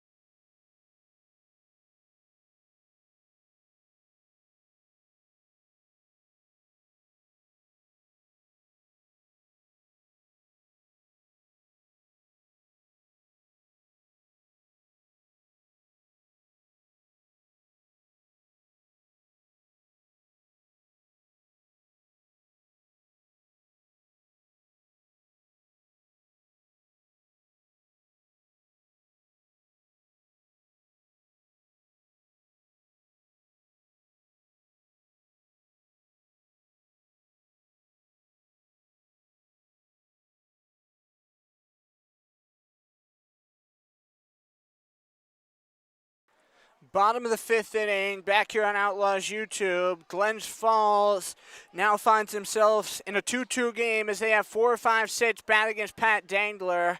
And that one going to go over top of Griffin and roll to the bat stop, and so it'll be a 1-0 count. Griffin has been on base twice tonight. He walked in the first inning and then singled in the third. Also stole a couple of bases his last time on as the 1-0 down and away for ball 2. Griffin has been one of the more patient hitters in this lineup this summer. 16 walks, which puts him about middle of the pack here on this squad. 2-0, called strike, and it'll go 2-1 as Dangler able to fight right on back. At home this summer, this Dragons team has gone 4-17, whereas the road split 3-12-1. 2-1. Slow little daisy cutter up the right side. Armstrong bobbles that one, gets it over to Dangler in time. Great recovery by Chase Armstrong to get that one to Dangler, and there's one away. It'll be a 3-1 to force out Griffin, so now it's going to be Caden Bernardo. Bernardo struck out, hit by a pitch tonight, so he's hoping that he could put a ball in play this time around. First one, going to sail on in there a bit high, but gets a strike call as it'll be 0-1. Both these two teams down to their second to last game of the regular season as the 0-1 drops off that lower outside, and it'll draw back even to 1-1 strike. Glens Falls going to be home against Saugerties tomorrow to wrap out their regular season. And as for the Outlaws, they're going to be at Watertown tomorrow, 5 o'clock start, so an early Sunday game. To conclude things, 2-1, just on up there off that upper outside, and it'll be 3 balls and a strike.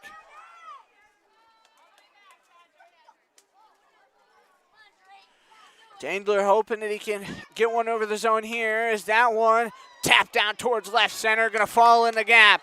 Big turnaround first for Bernardo, and he does the job that time. He puts the ball in play, and he's got a 1-out single.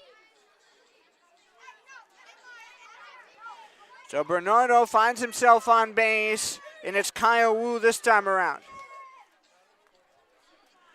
Wu hit by a pitch, stole 2 bases in the second inning, came in to score, and in the third he flew out to right. Dangler tried to pick off to first and wasn't going to get anything. So now he'll settle right back in. Straight down the heart of the plate. That one going to be flipped to second, and they'll only get the 1 as Bateman going to get that to Del Vecchio in time to retire Bernardo and put it in your book as a fielder's choice for Kyle Wu to reach base. So 2 away and a runner at first here, bottom 5, as we're now more than halfway home in this one. Andrew Gabriel, the Netsman, up for Glens Falls. He's 0 for 2 to start the day. 5-3 ground at his first time up, and then also popped to short as Dangler tried to pick off, and that one was close over there at first. Armstrong can't say enough nice things about how well he does holding base runners on game in and game out. Another pickoff attempt and another slap tag that didn't get Kyle Wu. Wu is a threat to run every time he's on the base pass. Guy who's got a handful of stolen bags for the Dragons this summer is a great breaking pitch, just won't sell that call on the upper outside, and it'll be 1-0.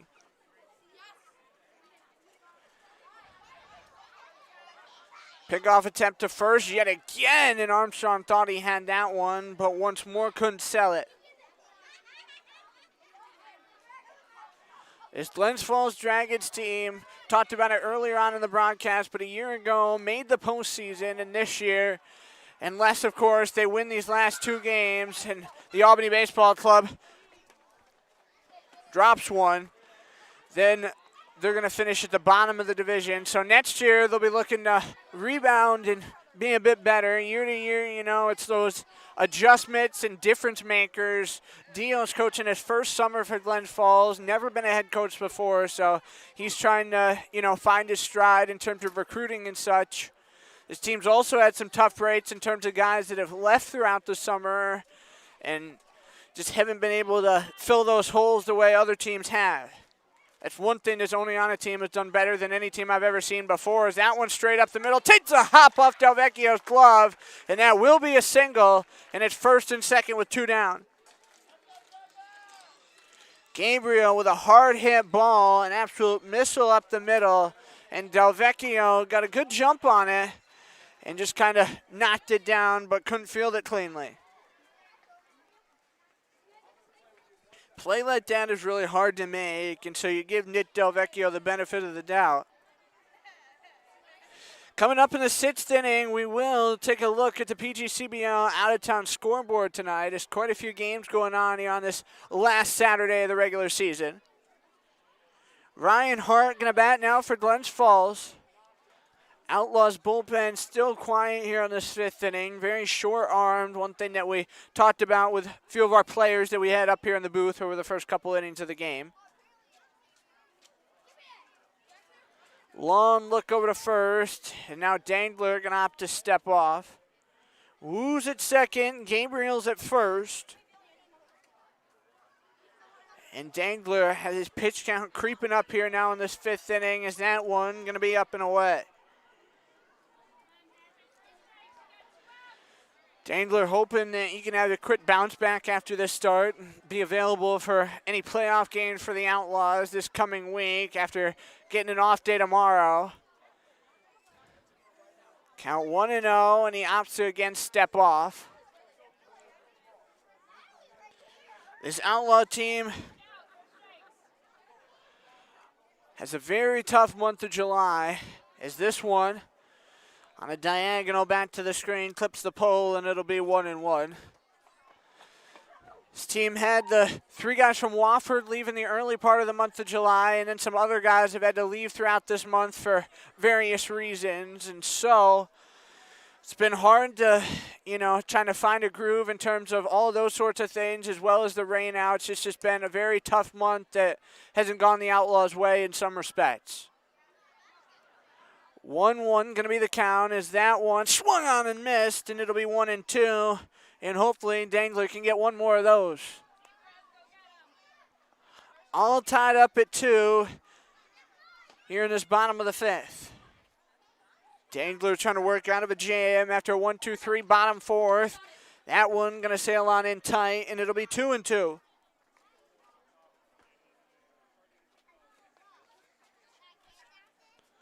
So Dangler going to look for a bounce back. Rots around and fires. Called strike 3. He's going to ring him up looking on the lower inside. We're out of another jam. Stranding runners at first and second. Into the 6th inning we go. Going to still be a 2-2 ball game.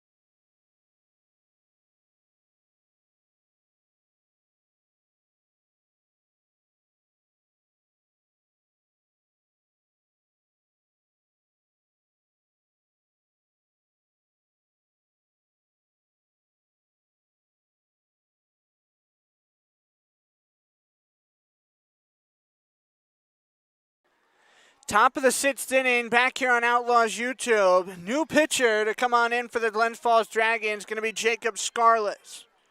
He's appeared in 6 games, has made 1 start, and he's faced Oneonta once already this year. It was way back on Monday, June the 3rd. Took a loss as he gave up 5 hits, 5 runs, 5 earned runs against the Outlaws. So been a hot minute since he's seen Oneonta, and he's thrown some good innings for this team in the month of July as he's had 4 appearances. And he's going to see Nick Del Vecchio to start things off here in his top of the 6th. Del Vecchio struck out and walked. Is that one going to take a hop? Thrown on over to first to complete the 4-3 as Wu gets it to Griffin in time for that first out. So Del Vecchio 1 ball and he puts it in play. And next up is going to be Dylan Millman. Jacob Scarlett, the last time he pitched was a week ago tonight, an inning and 2/3 against Saugerties in the 10-4 loss. Gave up 2 hits, walked 1, and struck out 2. And he puts one left side of the infield on the 1-hop. Gabriel over to first, high but in time. It's 2 pitches, 2 outs. Dylan Millman retired this time. So Jacob Scarlett trying to make quick work of Oneonta here in this top of the 6th. Is Jack Bateman, the 10-hole hitter, now going to come on up. Bateman, we talked about it earlier on, but he did get the opportunity to throw in that 9th inning for this team in the tough home finale loss against the Mohawk Valley Diamond Dogs about 24 hours ago. That one going to come on in for a called strike 1, and so it won't be an immaculate inning for Jacob Scarlett of 3 pitches, 3 outs. 0-1 count in favor of the East Greenbush native as that one up and away, and it'll draw back even to 1-1. Scarlett working almost out of a stretch position. Now with the 1-1 offering. Drops off that lower outside, and it'll be 1-2. And so Scarlett 1 good pitch away from getting out of this top of the 6th inning. Scarlett, good communication with Tortorici as that one out in the shallow center drops for a hit, and Jack Bateman going to be on with 2 away to keep the inning alive. So Bateman comes up with a big 2-out single, and now we'll flip things back to the top for Chase Armstrong. Armstrong's been among one of the most productive Outlaws here in the month of July, and you heard Owen Burnsworth and Lawrence Ellenson talking a little bit about it, but he's always one of the first guys to the clubhouse. He's always there, ready to put in the work, always working hard, and that's one thing you have to admire about Chase as a person. He always wants to get better, always trying to find a way to improve his game. Out in shallow center field, going to be caught. Is that an easy can of corn to Cody Meyer to end the inning? So the Outlaws going to strand another on base as they have left on 10 through the first 6 innings, something they're hoping they could change in the back part of this ball game. We're still tied, and we're going to the bottom of the 6th due to your score.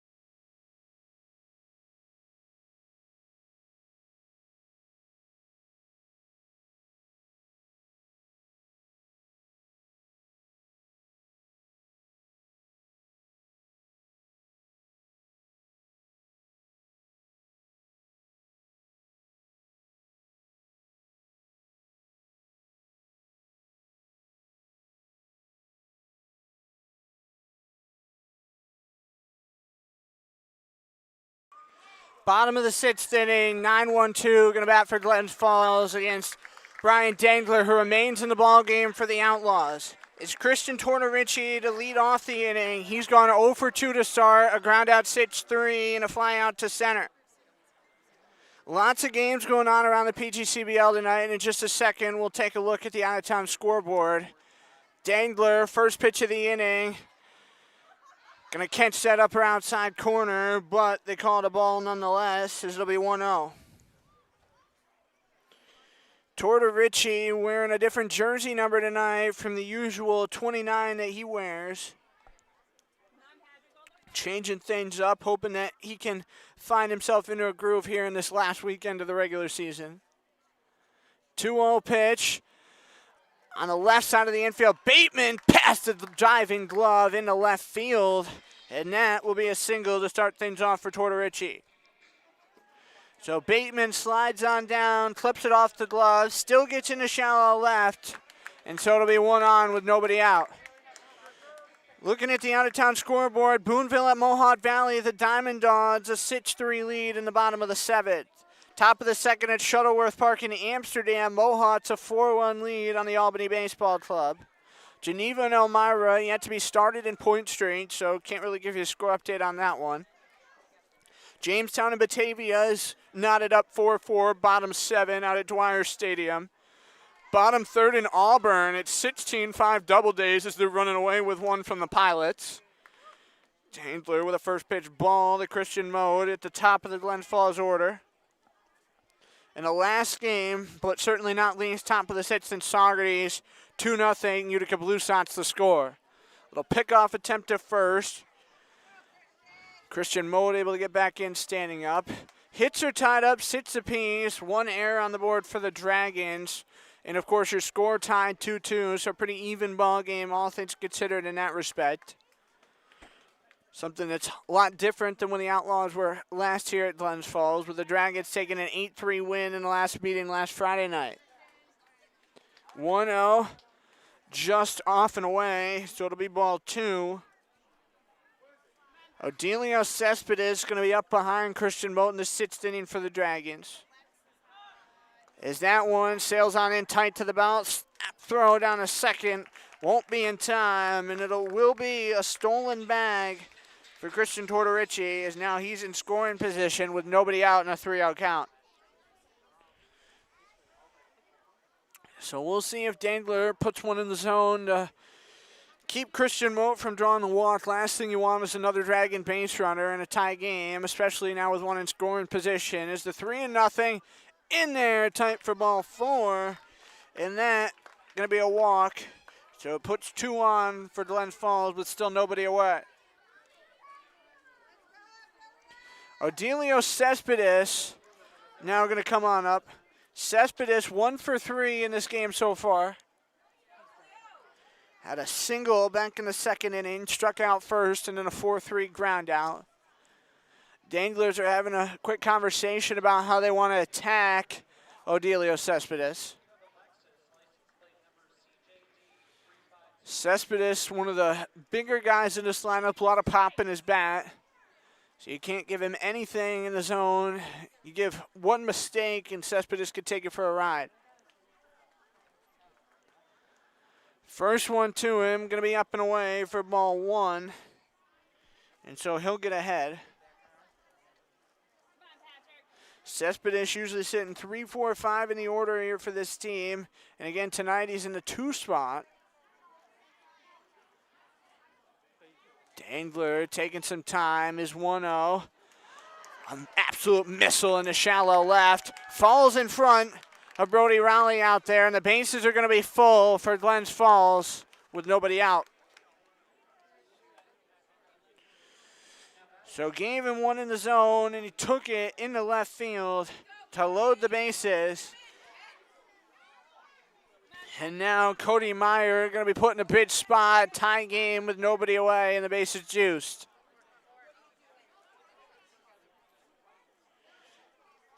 Cody Meyer, first pitch hacking, going to put one out in the left field corner in foul territory, and so it'll drop 0-1. Meyer will be followed in this bottom of the 6th inning by Jack Griffin. Dragons trying to get back on top of Oneonta. If you missed the start of this game, they put 2 up in the bottom of the second, took the lead before the Outlaws responded back with 1 apiece in the 4th and 5th. That one caught off the nub of the bat, gets to the mat behind the plate, and so it'll be a 0-2. And now Dangler needs a big put-down pitch. His pitch count really climbing here in the 6th inning. They do have Evan Staroba available in the bullpen behind him as he's starting to get loose. Check swing, did he come around? Yes. And Dangler's got himself a K.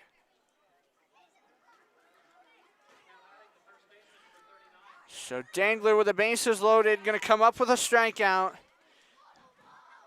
And Jack Griffin settles into the box. Outlaws have seen a couple of these big spots against the Dragons so far this summer. Remember, one of the first times we were here, the Dragons had bases loaded with no outs in an inning, and the Outlaws were able to work out of the jam. Can't recall off the top of my mind who was on the hill that night, but I know it was early on in the game, so it had to have been one of the starters. It might have been Jordan Goebel, but don't quote me on that one. Count 1-0 here on Griffin. Is Dangler put one right down Broadway, out in left center. That one's caught by Jacoby Dale, a beautiful catch. And he gave that ball up to Brody Rowley as that ball sails to the infield, but a run has scored, and it's 3-2 Dragons.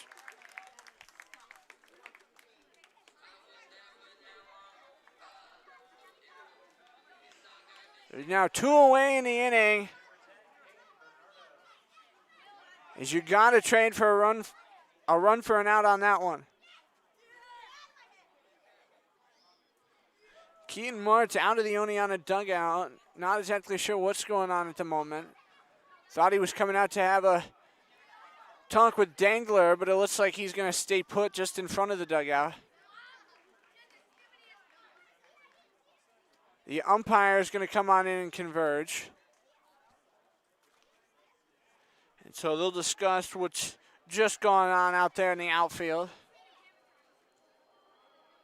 I think they're trying to say that Jacoby Dale dropped that ball.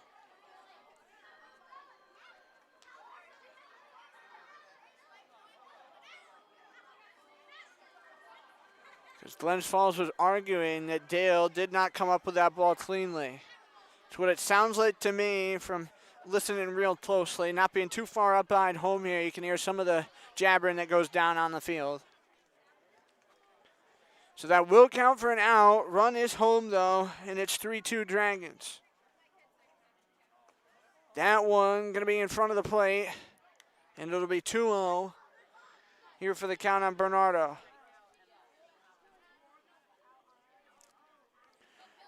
Bernardo singled his last time up. Going to watch another one sail on in there. Great break, and it'll be 2 balls and a strike.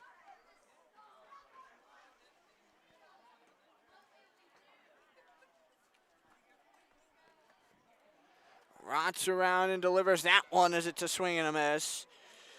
And it'll be 1-2. Second and third with 2 away here for the Dragons. And they've now taken the lead. The RBI lead goes to Jack Griffin at the time being, but we still got 3 more innings of baseball to play after this last out as that one sails tight to the hands. And it will be ball 2. And so it'll draw even with 2 outs. Dangler going to try to trust his stuff here and get one in the zone. We'll see if this ends his day. Is that one up behind home, going to get over the press box area and out to the parking lot. And so every kid in attendance here, just as like you see at home games, is Stuart Tomaski Field, going to go rushing for that baseball.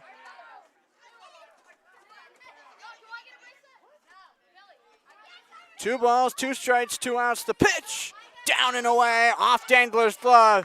Bryan covers the plate, but not going to be in time as another run is scored. They will put that one as a wild pitch here in Glens Falls, and it's going to be 4-2 here in the 6th. That leaves the lone runner down there at third, and the count is full on Caden Bernardo.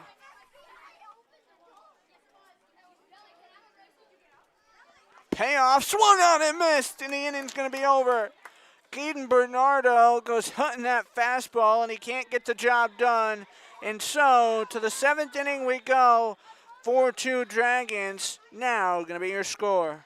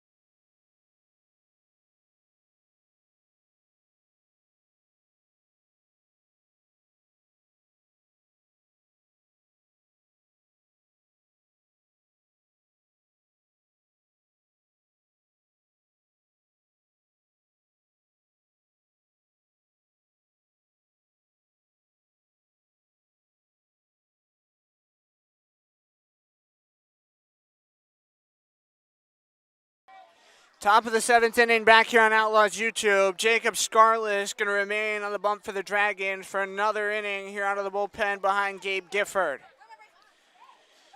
Leading things off for Oneonta in the 7th going to be Brody Rowley as it's 2-3-4 to bat. Outlaws going to need an answer, now trailing by 2 here at Eastfield on a bumping Saturday night. It's talked about it with a couple of the players earlier on in the broadcast, but lots of energy here in the ballpark tonight. Definitely the best atmosphere we've seen in any of our trips to Eastfield, which is definitely nice and got to be nice to play in front of a visiting crowd that's been as into this game as these Dragons fans have been. Great place to play for the Outlaws, and the Dragons always very hospitable. Got to give them a shout out for their great treatment of giving us such a good spot here behind home plate, despite not being up in press row. So they say the count's actually 0-2 here on Raleigh. As this one swung on and missed, and Raleigh going to be retired here to start the Outlaw half of the 7th. Brody Rowley a swinging K, and now it's going to be Jacoby Dale. Dale going to be hunting for his 2nd hit of the night. Singled his last time up, also has walked, so he's been on base twice. Going to tank one on in there low, and that'll be ball 1. Dale trying to bounce back the best he can here against Glens Falls. Been pretty successful here, all things considered. Past the outstretched glove, going to roll into shallow right. A good recovery, but not going to be in time. Lost where that ball had gone, but Dale going to have himself a single as he turned on that one and put it in play. So it's going to be 1 duck on the pond with 1 away for Colton Harrison. Harrison 1 for 3 to start his day. Singled and stole a base his last time out, which was in the 5th inning. Let's see over to first. Is that one going to come on in for strike 1?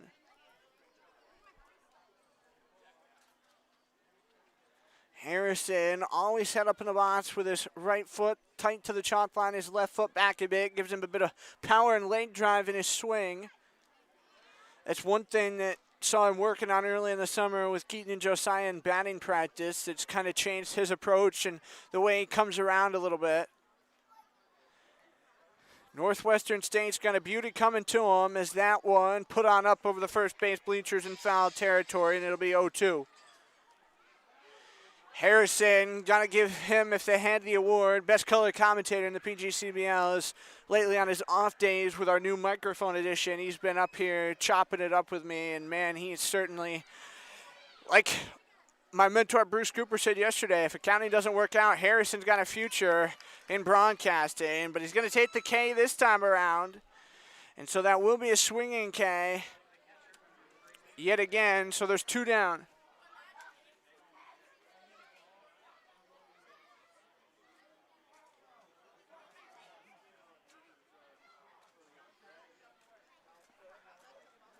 Little Lutzy over to first.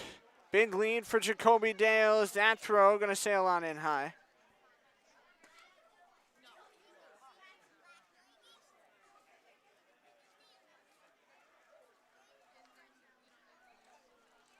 Scarless with another pickoff attempt to first. Not going to be successful enough.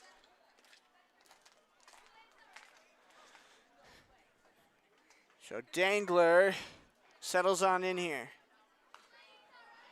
Puts one up over the bleachers in first base foul territory, and it'll be 0-1.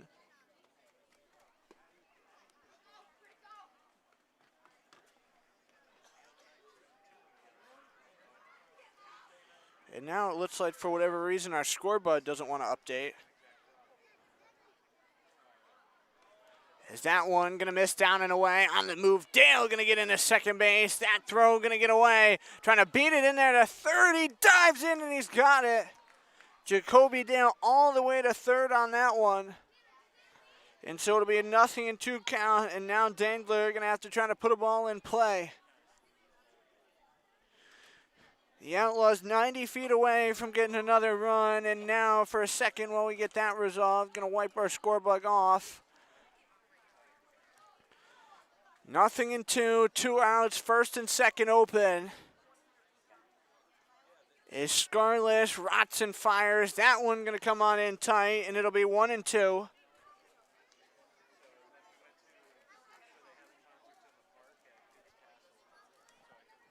Scarless has a hard time putting down innings. One thing that was clearly evident in his second to last outing against Amsterdam is that one going to skip up out of the dirt, and it'll be 2-2. So we should have that fixed now. 2-2 with 2 away. Again, 7 hits aside. Dragons being credited with an error on that play to advance Jacoby Dale over to third. 2-2 pitch. Over towards third, past the glove. Dangler's going to pick up an RBI single as Jacoby Dale scores, and it's a 4-3 game here in the 7th.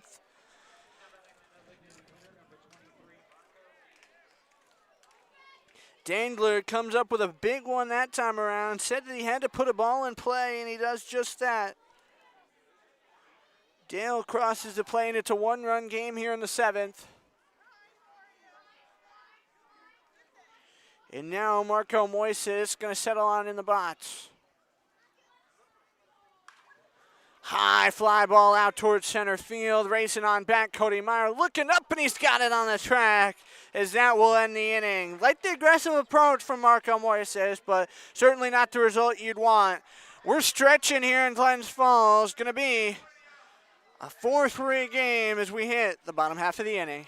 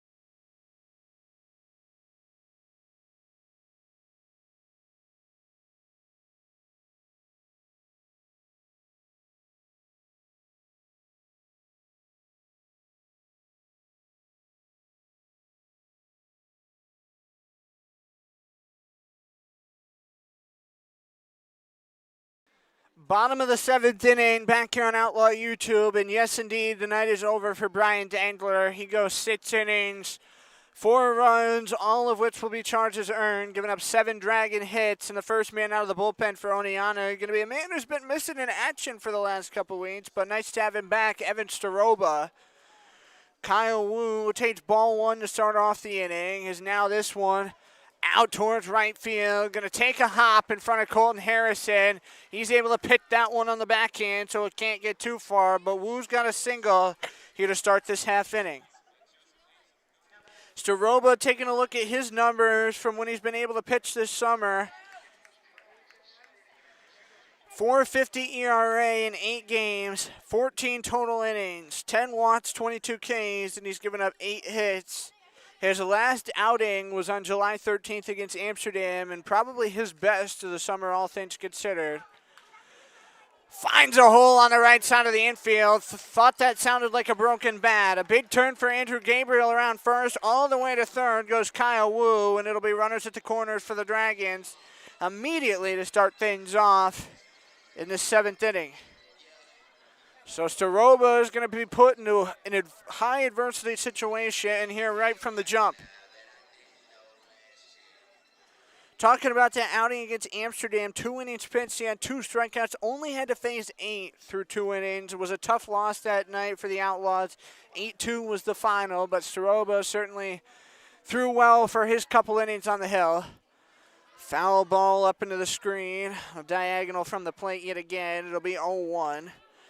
Went towards the Outlaw dugout, which is on the third base line here in Amsterdam, or in Glens Falls, excuse me.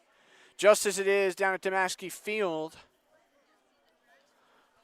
0-1 will be the count. Staroba going to shoot one in on low. And on the run, Gabriel gets into second standing up, and so it'll be second and third with nobody out.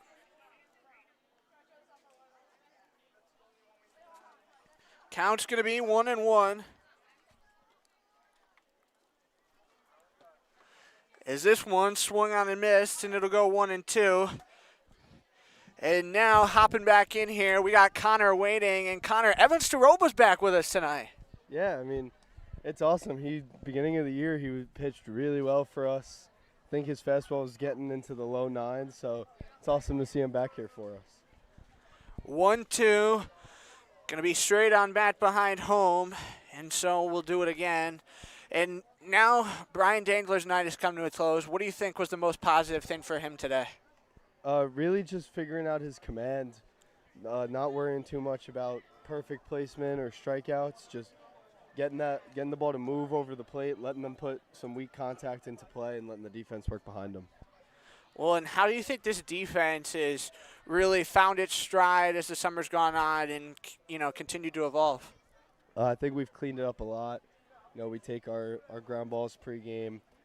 Some guys ask for some ground balls during extra time. I have before from the coaches, and really just tried to take pride in playing clean defense to help our pitchers out. Count's going to run 2-2 here on Ryan Hart. And next up behind him, it's going to be Christian Tortucci. Really, this Glens Falls Dragons lineup is put together a sound game tonight.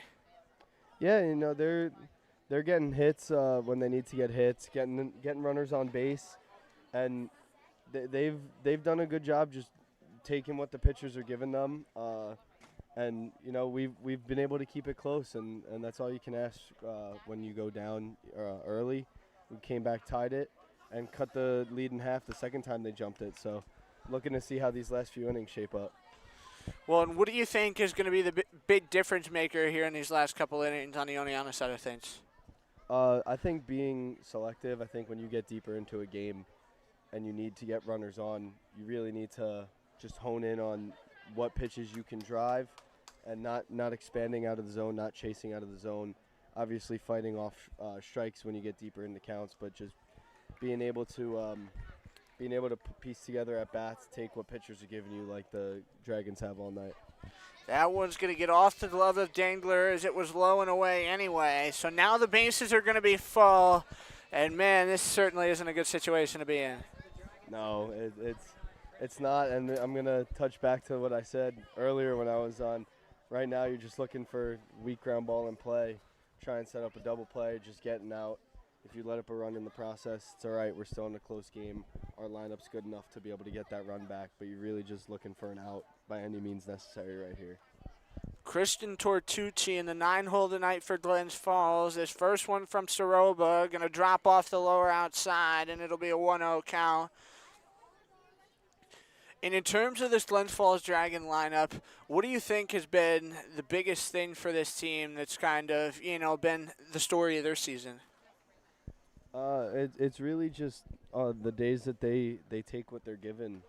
And that's, I think, what goes towards any team's success is being able to take what you're given. And sometimes we've played them, and it seems like they're too jumpy on pitches, too anxious to put a ball in play, expanding out of the zone. And tonight wasn't one of those nights. They were able to just take what they were given, take their walks, drive the pitches that they can drive. And it seemed like it was an up and down all season for them. But tonight they put it together, and, we're looking to be able to do that ourselves and fight back in this one. 2-1 now going to be the count on Tortucci. Man, I always have a hard time with that one. Is the 1-2 on a diagonal, going to go to the screen. And so it'll be 2 balls and 2 strikes. First couple of times the Outlaws came up here at Glens Falls, really kind of steamrolled through this team. Then these last couple tighter ball games, Dragons have taken a couple. What changed? What script flipped? Honestly, I think it's just the more you see teams, sometimes the easier it gets and sometimes the harder it gets. I feel like whenever we come up here, we're not really seeing the same guy every time. And our pitching staff has been dwindled down a little bit to where they've seen a bunch of guys a bunch of times. So it's kind of just, as the season goes on, who do you know, who have you seen multiple times? And I think that plays a big part in how games go like this, where you're able to be patient in the box and stuff like that. Christian Moe going to watch one come on in high for ball 1. And in terms of hitters, of course, you're not playing the same team super regularly, like 3 times in a week sort of thing, or at least not too often. So what kind of things do you really remember, against a particular arm to come back and see him again later on in the season? I really just more or less think about his off-speed stuff, for the most part. A fastball is a fastball. It's just the velo that changes. But I like to try and remember the sequencing that guys used, what off-speed pitches they lean on, and how much that pitch moves. So I know what I'm looking for, what I'm looking to maybe take, and what I'm looking to maybe swing at as I see these arms again. It's more or less their off-speed and their sequencing more than anything. So the 2-1 going to come on in there for strike 2. And now we got another guy who's come on up here, and we'll get him on in here. Pat Dangler. Pat, good solid outing for you today. Thank you. I appreciate it. What do you think was really working for you today out there? I feel like just mixing it up, mixing spots, mixing up the pitches. I feel like all that was working. And in terms of seeing this Glens Falls Dragon lineup, you'd seen them a couple of times before. What were you really expecting coming into today? They're a good hitting team. Just try to throw and get them to put the ball in play and make some outs. So with the count full, Staroba down and away, going to pick up the strikeout. And, man, that was a good pitch. Yeah, fastball in the outside corner. Staroba's a guy who it seems like you've gotten pretty close with this summer. You want to tell me a little bit about him? Yeah, so Evan and I grew up together. He was kind of a school away from me. He was in Jefferson. Great kid. Waited until COVID was over. He's a year older than me. Now he goes to Herc. But he's got some good stuff. High power arm. Good breaking pitches. That might be an out. Dangler threw off the mask in foul Kingman's territory. got it. King pulls it out of the lights. King's got it. And the inning's going to be over. Wirtz out of a bases loaded with nobody out jam with 3 straight retired. And Pat, when we come back in the top of the 8th, the Outlaws going to hope that they can tie this game up.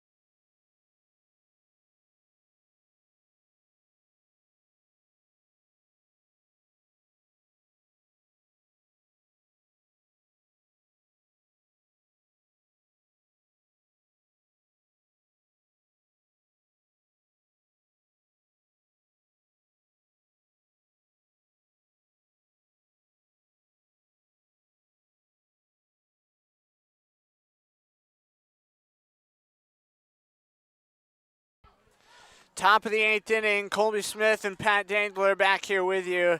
And Pat, Ryan King, he's a guy who we've talked about a couple of times tonight with various guys. He's really turned it on here in the month of July. Yeah, his hitting's been phenomenal. I mean, gets good rips on the ball, hits the crap out of the ball. He's just all around a good hitter. So King going to face Jacob Scarless, who's out for a 3rd inning. Came around on a half swing. This one going to be underhand flip to him, and they get the out. It'll be a 3-1, 1 pitch. Just kind of check swing there. Well, and on a ball like that, you know, when you come around with a swing, do you almost instantly regret it in the moment when it touches the bat? Yeah, just kind of up and in. Just didn't really mean to swing at that. It was almost a protective cut. So now we're going to drop down to Nick Delvecchio, who's in the 8th spot in the lineup. One away here, top 8. And your score is still 4-3 Dragons as Delvecchio watches a strike. And Jacob Scarless, now that he's thrown a couple innings, what do you feel like's working for him out there? He's got good breaking stuff. He's got pretty good run on the fastball. I actually played with him when I was younger. I played South Troy with him. Do you guys ever keep in touch or talk about things? Talking to him. He went to Catholic last year. He's in the transfer portal right now. I don't think he knows where he's going yet. So now with the count 0-2, Scarless fires one low, and that goes off the chest protector of Tortorici, and it'll be 1-2. And the transfer portal, it's something that you and I talked a little bit about one time when we were having a conversation in Boonville. What's the transfer process like in baseball nowadays? It's easy and tough at the same time. You got like a lot of schools interested in you, and in my case, I was kind of a mid-year transfer, so I only had a month to make up my mind. I had a lot of decent looks and schools all over the country, and it's just tough to narrow it down and make your rounds when you only have a month to do it. 2 balls and 2 strikes as Scarless going to shoot one low, and it clipped the glove, rolls all the way to the bat stop as it's gone full. And over the course of that month, how hard was it for you mentally to kind of deal with things and process everything?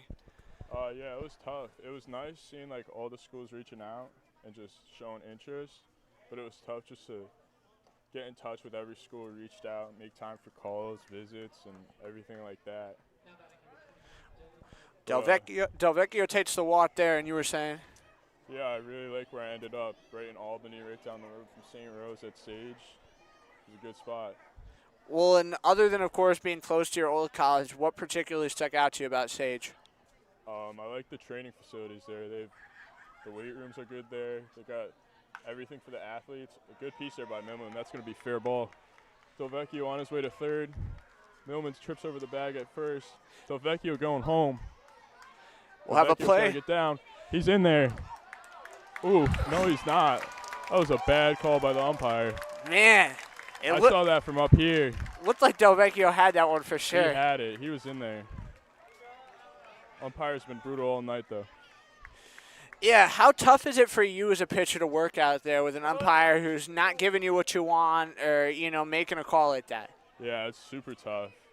You just got to, at one point I was just thinking, you just got to throw fastballs right down the middle. Wasn't really giving the corners at all. Nothing up, nothing down. Well, and what really goes through your mind when you're out there working in an outing like that? Do you have any specific thoughts or ways you handle it? Just got to try to relax. Just got to try to relax and just keep throwing, mixing the off speed. I mean, the fastballs, I felt like I was dotting the corners with just the umpire had a very tight zone. That one going to sail on into Bateman. And our home plate umpire going to have a quick conversation with the Outlaw dugout. I wonder what's going on down there. I mean, rightfully so. They're just showing him that play wasn't even close. He was in there. I saw that from up here. That was brutal. It was a tough break. Well, and sometimes you'll have a play like that. And, Pat, this team has really showed time and time again they can handle adversity well. Yeah, for certain. I mean, this week, low pitching staff. I think we've had 5 or 6 pitchers this week, and that's it. And it's tough when you're scheduled to play 7 games. The rainouts helped us a little, but it's tough. You got to rely on your guys to throw a little extra than they're normally used to. So now 2-0 count on Bateman. Long look down to second with a big lead. Is Bateman going to pop one up in foul territory? Griffin loses the hat but runs out of room as that one drops in the bleacher areas. It'll be 2-1. And you personally, you've thrown a lot here lately. Yeah, I mean, Keaton knows that I'm a guy who can bounce back quick after outings. Just trying to take care of my body right after I pitch and be ready whenever they need me next. So it'll be 2-1. And for you personally, what's your timetable? When do you feel like you'll be ready to throw again after tonight? Timetable, I haven't thrown this many in a while, so honestly just depends on how my arm feels. That one going to be dropped in right field. The big turnaround third coming on in to score going to be Millman. Ball don't lie. And in the second base, Bateman. That will be an E9 clear as day, and this ball game is tied up at 4-4. Love to see a play like that. Yeah, you do, especially when the takes the last run away. So that's almost the break as if the Outlaws need 4-4 score, top 8. And we said it, though, weather and adversity, you don't expect to play like that, and that's certainly something. Yeah, it is. I mean, you lose a lot of arms due to injuries, kids on innings limit, going back home. You just, when your name's called, you just got to step up to the plate and be ready. I mean, even on the hitting standpoint, we've lost a lot of hitters recently. And very slim lineup tonight, too. Yeah. This is the shortest, this is the least amount of guys we've traveled with the whole season. So the count 1-0 here on Armstrong. Is that one going to clip the lower outside corner, 1-1? And is that common here for this late in the season to lose so many guys and be this short, or you feel like this is a little fluky? I feel like it's pretty common. I know last year we lost a lot of guys. At one point, I know we had 9 guys, including the pitcher last year, when we traveled for one game. We had to bat the pitcher, which was pretty crazy. You have 9 guys who just show up. 1-1, swung on and missed, and it'll go 1-2. And how do you feel like that culture has really changed this year with the big group of guys that Keaton and Joe brought in for the season? I mean, a lot of guys are dedicated. They just have fun playing, have fun being around the guys. So it's a lot of fun. Just like, even though it's only 2 months, it's like you become like a big family at the end of the summer, which is nice. Bateman going to scamper over to third on that one. That looked like it clipped the glove of Tortorici before rolling into foul territory. So Bateman will be 90 feet away. And you think that one was glove or that one was bat? That was all glove. I don't think Armstrong got his bat on it. I think it might have been a cross-up since he's out there talking. Maybe just not on the same page. Well, and for you as a pitcher, when do you usually know that it's kind of the moment to have a conversation with your catcher? If him and I aren't on the same page, or if there's something that I want to like throw, if I've been seeing something from a batter, I even did it a little while ago when I was in. I said to him in the dugout before we got out there, I said, hey, lefty, throw lots of changeups to him. Just getting the lefties to roll over on the changeups. They're seeing the fastball well, so you just got to mix in the off-speed sometimes. 2-2 count, swing and a miss, and Armstrong going to be retired here to end the top of the 8th. But this ball game is now tied. To the bottom half of the inning we go, 4-4, Dragons and Outlaws game.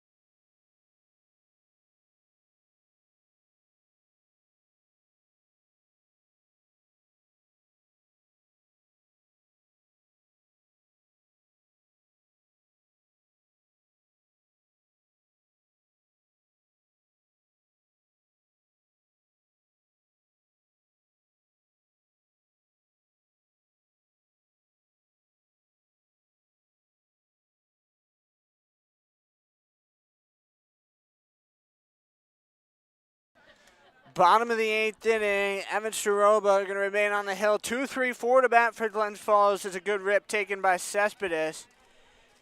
And it'll be 0-1. Yeah, I'm going to correct you on that. I think that's the leadoff hitter. Actually, that's Cody Meyer. So Cody Meyer in their 3 spot. It was a good breaking ball in there by Staroba. Thanks, man. Yeah, gotcha. So 0-2 here on Meyer. So it's 3-4-5 to bat for the Dragons here against Staroba. Is that one going to come on in high, and it'll be 1-2? It's a good spot, some high cheese. Well, what do you feel like the best thing that Staroba has in his arsenal is? I mean, his fastball comes in hot. I know in Amsterdam the board said 92, 93. I mean, that's hot out of the arm. Good curveball, too. He's got a good, solid 2-pitch mix. Haven't really seen him throw anything else, though. 2-2, going to be on in there tight for ball 3. And having only 2 pitches as a pitcher, does that make your job a lot harder? Yeah, I mean a little bit. Kind of a little less to choose from sometimes. You know, you got that fastball, breaking ball. Kind of got to throw the breaking ball to lefties, too. Whereas with the changeup, you can kind of feed them changeups away. So Meyer takes the walk. And for you personally, what are you usually throwing out there, and what's your favorite variation or shift to go with? I mean, I like throwing a lot of righty-on-righty sliders. I like throwing my changeup to lefties, kind of keeping everything away, kind of produces weak contact. And I feel like even just jamming them inside fastballs, I think I shouted one bat today. So Staroba with a pickoff attempt to first, just barely back in there was Cody Meyer. And for you as a pitcher, what's your favorite memory throughout your time on the hill, like ever? It's a tough one. But I know you're an Edmonton native, but I'm going to have to go with my junior year through a shutout against them 13-0 to win the sectional championship. Hey, nothing wrong with that. I don't take offense here. First year back from COVID. 0-1. The opposite way towards right. Going to drop in front of Harrison as he plays it on the 1 bounce. And that's going to put runners at first and second with nobody away. And once again, Staroba going to have to work out of the jam in this 8th. Is a pitcher facing high adversity situation inning after inning. How much of a toll does that really take? I mean, it just brings the pitch count up, as you saw. Had to kind of throw a little more pitches than I should have, just with some walks, some hits. I mean, a little bit of unluckiness, just some calls that didn't go our way. I mean, you keep the pitch count down, I probably could have gone 7 or 8, but. Caden Bernardo going to take a strike 1 as he was showing bunt. I was just doing whatever I could to keep the team in the game. Jacoby Dale with a huge play out there, too, diving for that ball. Staroba, third base, the only bag open, nobody away in this tie game. Dragons going to send on the move was Meyer to get to third, and it'll be 0-2, and now runners at the corners just like that. What do you think of a play like that where you're sending somebody no outs trying to get them to third? I mean, it's a smart decision, righty out. We haven't really done a good job at holding runners on all year. Kind of makes it tough for a catcher to throw. Staroba with a little late one over there to first. As the run will get to cross the play. And Pat, what'd you see there? I mean, kind of just jump turned and just couldn't make up his mind whether he was going to throw it or not. So that allows the run to score, and it makes it 5-4 Dragons. As Griffin gets on over there to second, and it's still going to be an 0-2 count. So on a play like that, everybody gets to advance 1 base. As Dangler with a good back pick, and it'll be 1-2 on the count. What do you feel like Darren's best attributes are as a catcher? I mean, he's got a decent arm. I've been telling him that. He's got a good glove, just all natural. Just can pick the ball wherever it is. He's gotten really good at just eating up the ball. Big frame back there. I feel like his big frame is one of the best things about throwing to him because you just have confidence in him to just get it wherever it is. whether it's up, down, away. He always gets to it. He's got a good bat too, as we saw 2 innings ago. He just put the ball in play. 1-2 with still nobody away. Now runner at second. Dragons have taken back the lead, so the Outlaws going to have to try to tie things up. Top 9 is a swing and a miss. Going to retire Caden Bernardo. What did you see on that pitch from Soroba in terms of location? Just good location, 1-2 count, kind of just bury a slider outside where he can't really reach it. Really good execution. So now Kyle Wu going to get a chance to bat. And he's a guy who's been pretty sound all summer long for Glens Falls. He's another one who's been playing really good ball here in July. As he puts that one past Del Vecchio into right field. The turnaround third, Griffin's being waved home. He will score, and it's 6-4 Glens Falls. So, Pat, another one that really doesn't go Oneonta's way. Yeah, just another tough break. Just barely got over the reach. Kind of took a bad hop on Colton out there and just couldn't get it in. Well, and how do you feel like the grass and infield dirt and stuff plays differently here at Eastfield than anywhere else? Excuse me. I mean, the ground's a lot harder, I feel like. Just hasn't really rained a lot. I know back home we've had a lot of rainouts, so ground's kind of more soft, more natural hops. But when you have that hard ground, everything kind of just seems to bounce more and higher up. So it'll be 1-0 here on Andrew Gabriel. He's the 7-spot hitter in the Dragons order. Swing and a miss. This one gets away from Dangler in front, and the bag will be stolen by Kyle Wu, so he'll be at second with still one away. In terms of a ball like that, what do you do differently there? For catcher standpoint? Yeah. I mean, it was just tough play, ball in the dirt. Kind of had the bat in front of him, too. Almost, I thought it could have been close to batter interference. Kind of picks that ball and goes out, and he's got the bat in his way. If he attempts to throw it, could get a batter interference call and runner out, or batter out. Well, and how hard is it truly to make a throw like that kind of on the move on a ball that might get away? Yeah, it's super tough because you got to worry about catching the ball first, and you got to worry about getting the ball to the glove and putting a dot throw. 2-1, swung on and missed. Gun there. throw to third. Tad to slapped right. on in time. And that will make the count 2-2. They also get the runner as Kyle Wu going to be forced out 2-5. And so now, what do you go to in a 2-2 count? Kind of just go a little bit off the plate. Off-speed slider or fastball up and in. Goes with the fastball up and in. That one right over his Unlucky. head, going to roll in front of second. Del Vecchio not even going to attempt the throw. Probably the safe move. Yeah, just soft bounce. I mean, saw it happen a couple of times this year where you attempt that throw, ball gets away, runner gets second. Better just to eat it sometimes. Well, and how do you go about bouncing back after a couple of tough breaks in this inning in terms of coming to the plate top of the ninth? I mean, you just got to – we got the top of the order up. Just keep putting the ball in play, hoping things go our way. Throw on over to first, just barely. Didn't get that in time. Looked like Soroba and Armstrong both thought they had that one. Yeah, it was definitely close. I know field umpire takes his time when making that call over there. Kind of thinks about it for an extra second. Good pitch there by Soroba, fastball in the outside corner. So Ryan Hart going to drop down in the count, 0-1. He's been on base twice tonight, both courtesy of Watts. Also has been struck out twice. That one right to Del Vecchio, caught on the liner.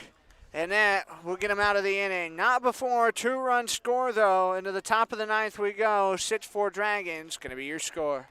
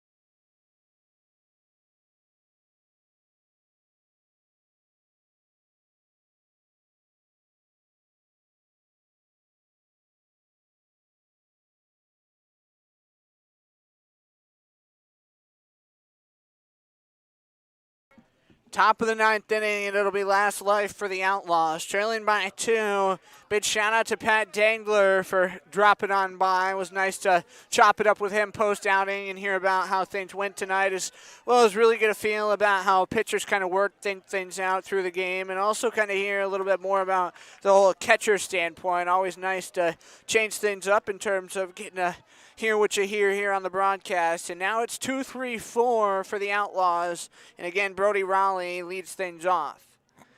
Raleigh has gone 0 for 4 tonight, a fly out and 3 Ks.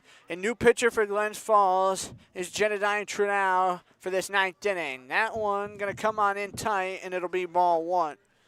Trudeau's thrown a lot this summer for Glens Falls, 19 2/3 innings.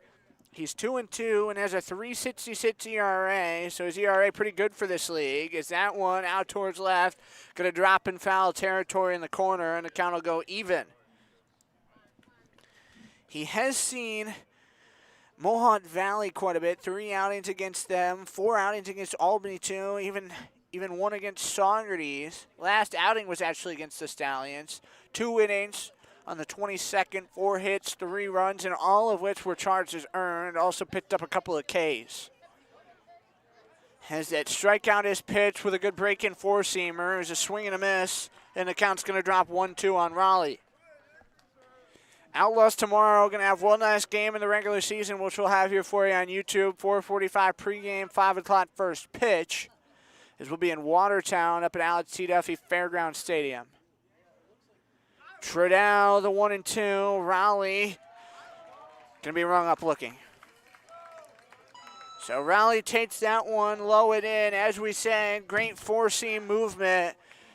And it puts them down for the first out. And now it's going to be Jacoby Dale.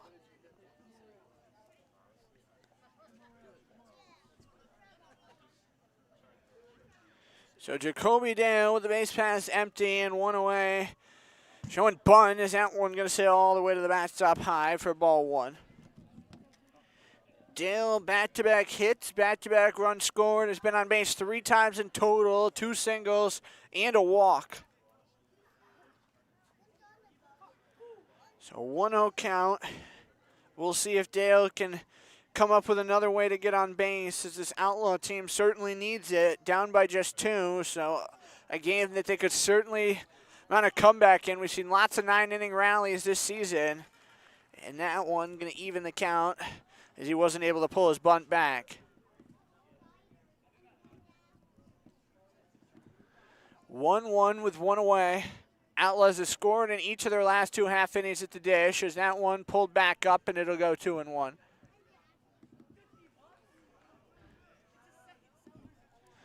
Glens Falls going to have one last home game tomorrow, as they'll play Socrates here at 7 o'clock. And that will be the end of their season, as they were eliminated from the postseason 2 weeks ago. Big rip and a miss, and the count's gone even on Dale at 2-2.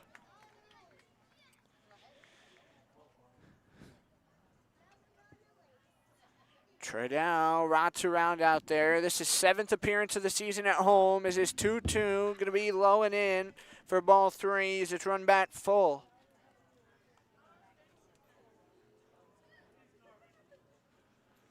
Outlaws hoping they can find a way and get some momentum here in this 9th and into tomorrow, rolling into their playoff game Monday at Mohawk Valley. Payoff offering, tapped on the left side of the infield towards third. Going to be grabbed by Bernardo over to Griffin in time.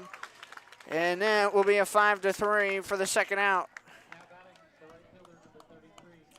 Little wheat tapper up the line, fielded cleanly by Bernardo. Now the Outlaws down to their last out. Colton Harrison going to try to keep this game alive.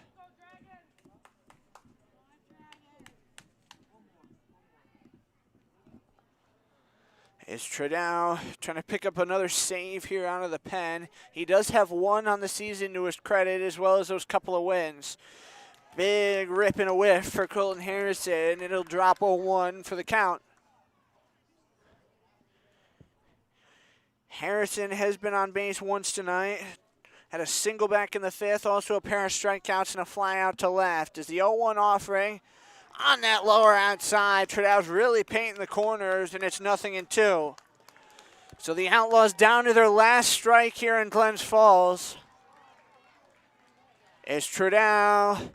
Steps and fires. Harrison out towards right field. 2 steps in. Cespedes, and that one's caught. The Dragons take the 6-4 victory, and it will go in the books here in 2024 as a 3-3 series split between the Outlaws and Dragons. We're going to step aside and take a quick break. When we come back, we'll wrap this one up. But your final score tonight, 6-4 in favor of Glens Falls.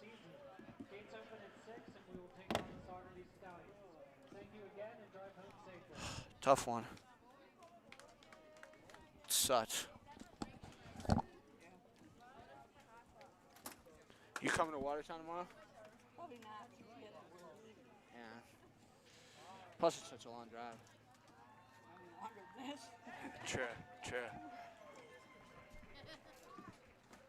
You probably won't be here Monday, will you? No, I fly out 6 a.m. Monday. Nice and early, yeah. All right, safe travels back. We'll watch from tomorrow from the computer. Sounds good. Safe trip. Thank you. I ain't making that one. So your final score tonight going to be 6-4 in favor of Glens Falls. The Dragons split the season series with the Outlaws. What a season series it was between these two this year. It was a split 4-4 last year, and so the same kind of fate this year. Outlaws going to have one last game here in the regular season tomorrow as we'll be at Watertown for a 5 p.m. first pitch. Glens Falls is going to host Saugerties tomorrow night at 7, and that will wrap things out for both these two teams here in the 2024 regular season schedule. But the Dragons take the win tonight 6-4, and that's going to do it. We'll see you back here tomorrow, 4:45 pregame from Watertown. Have a great Saturday night.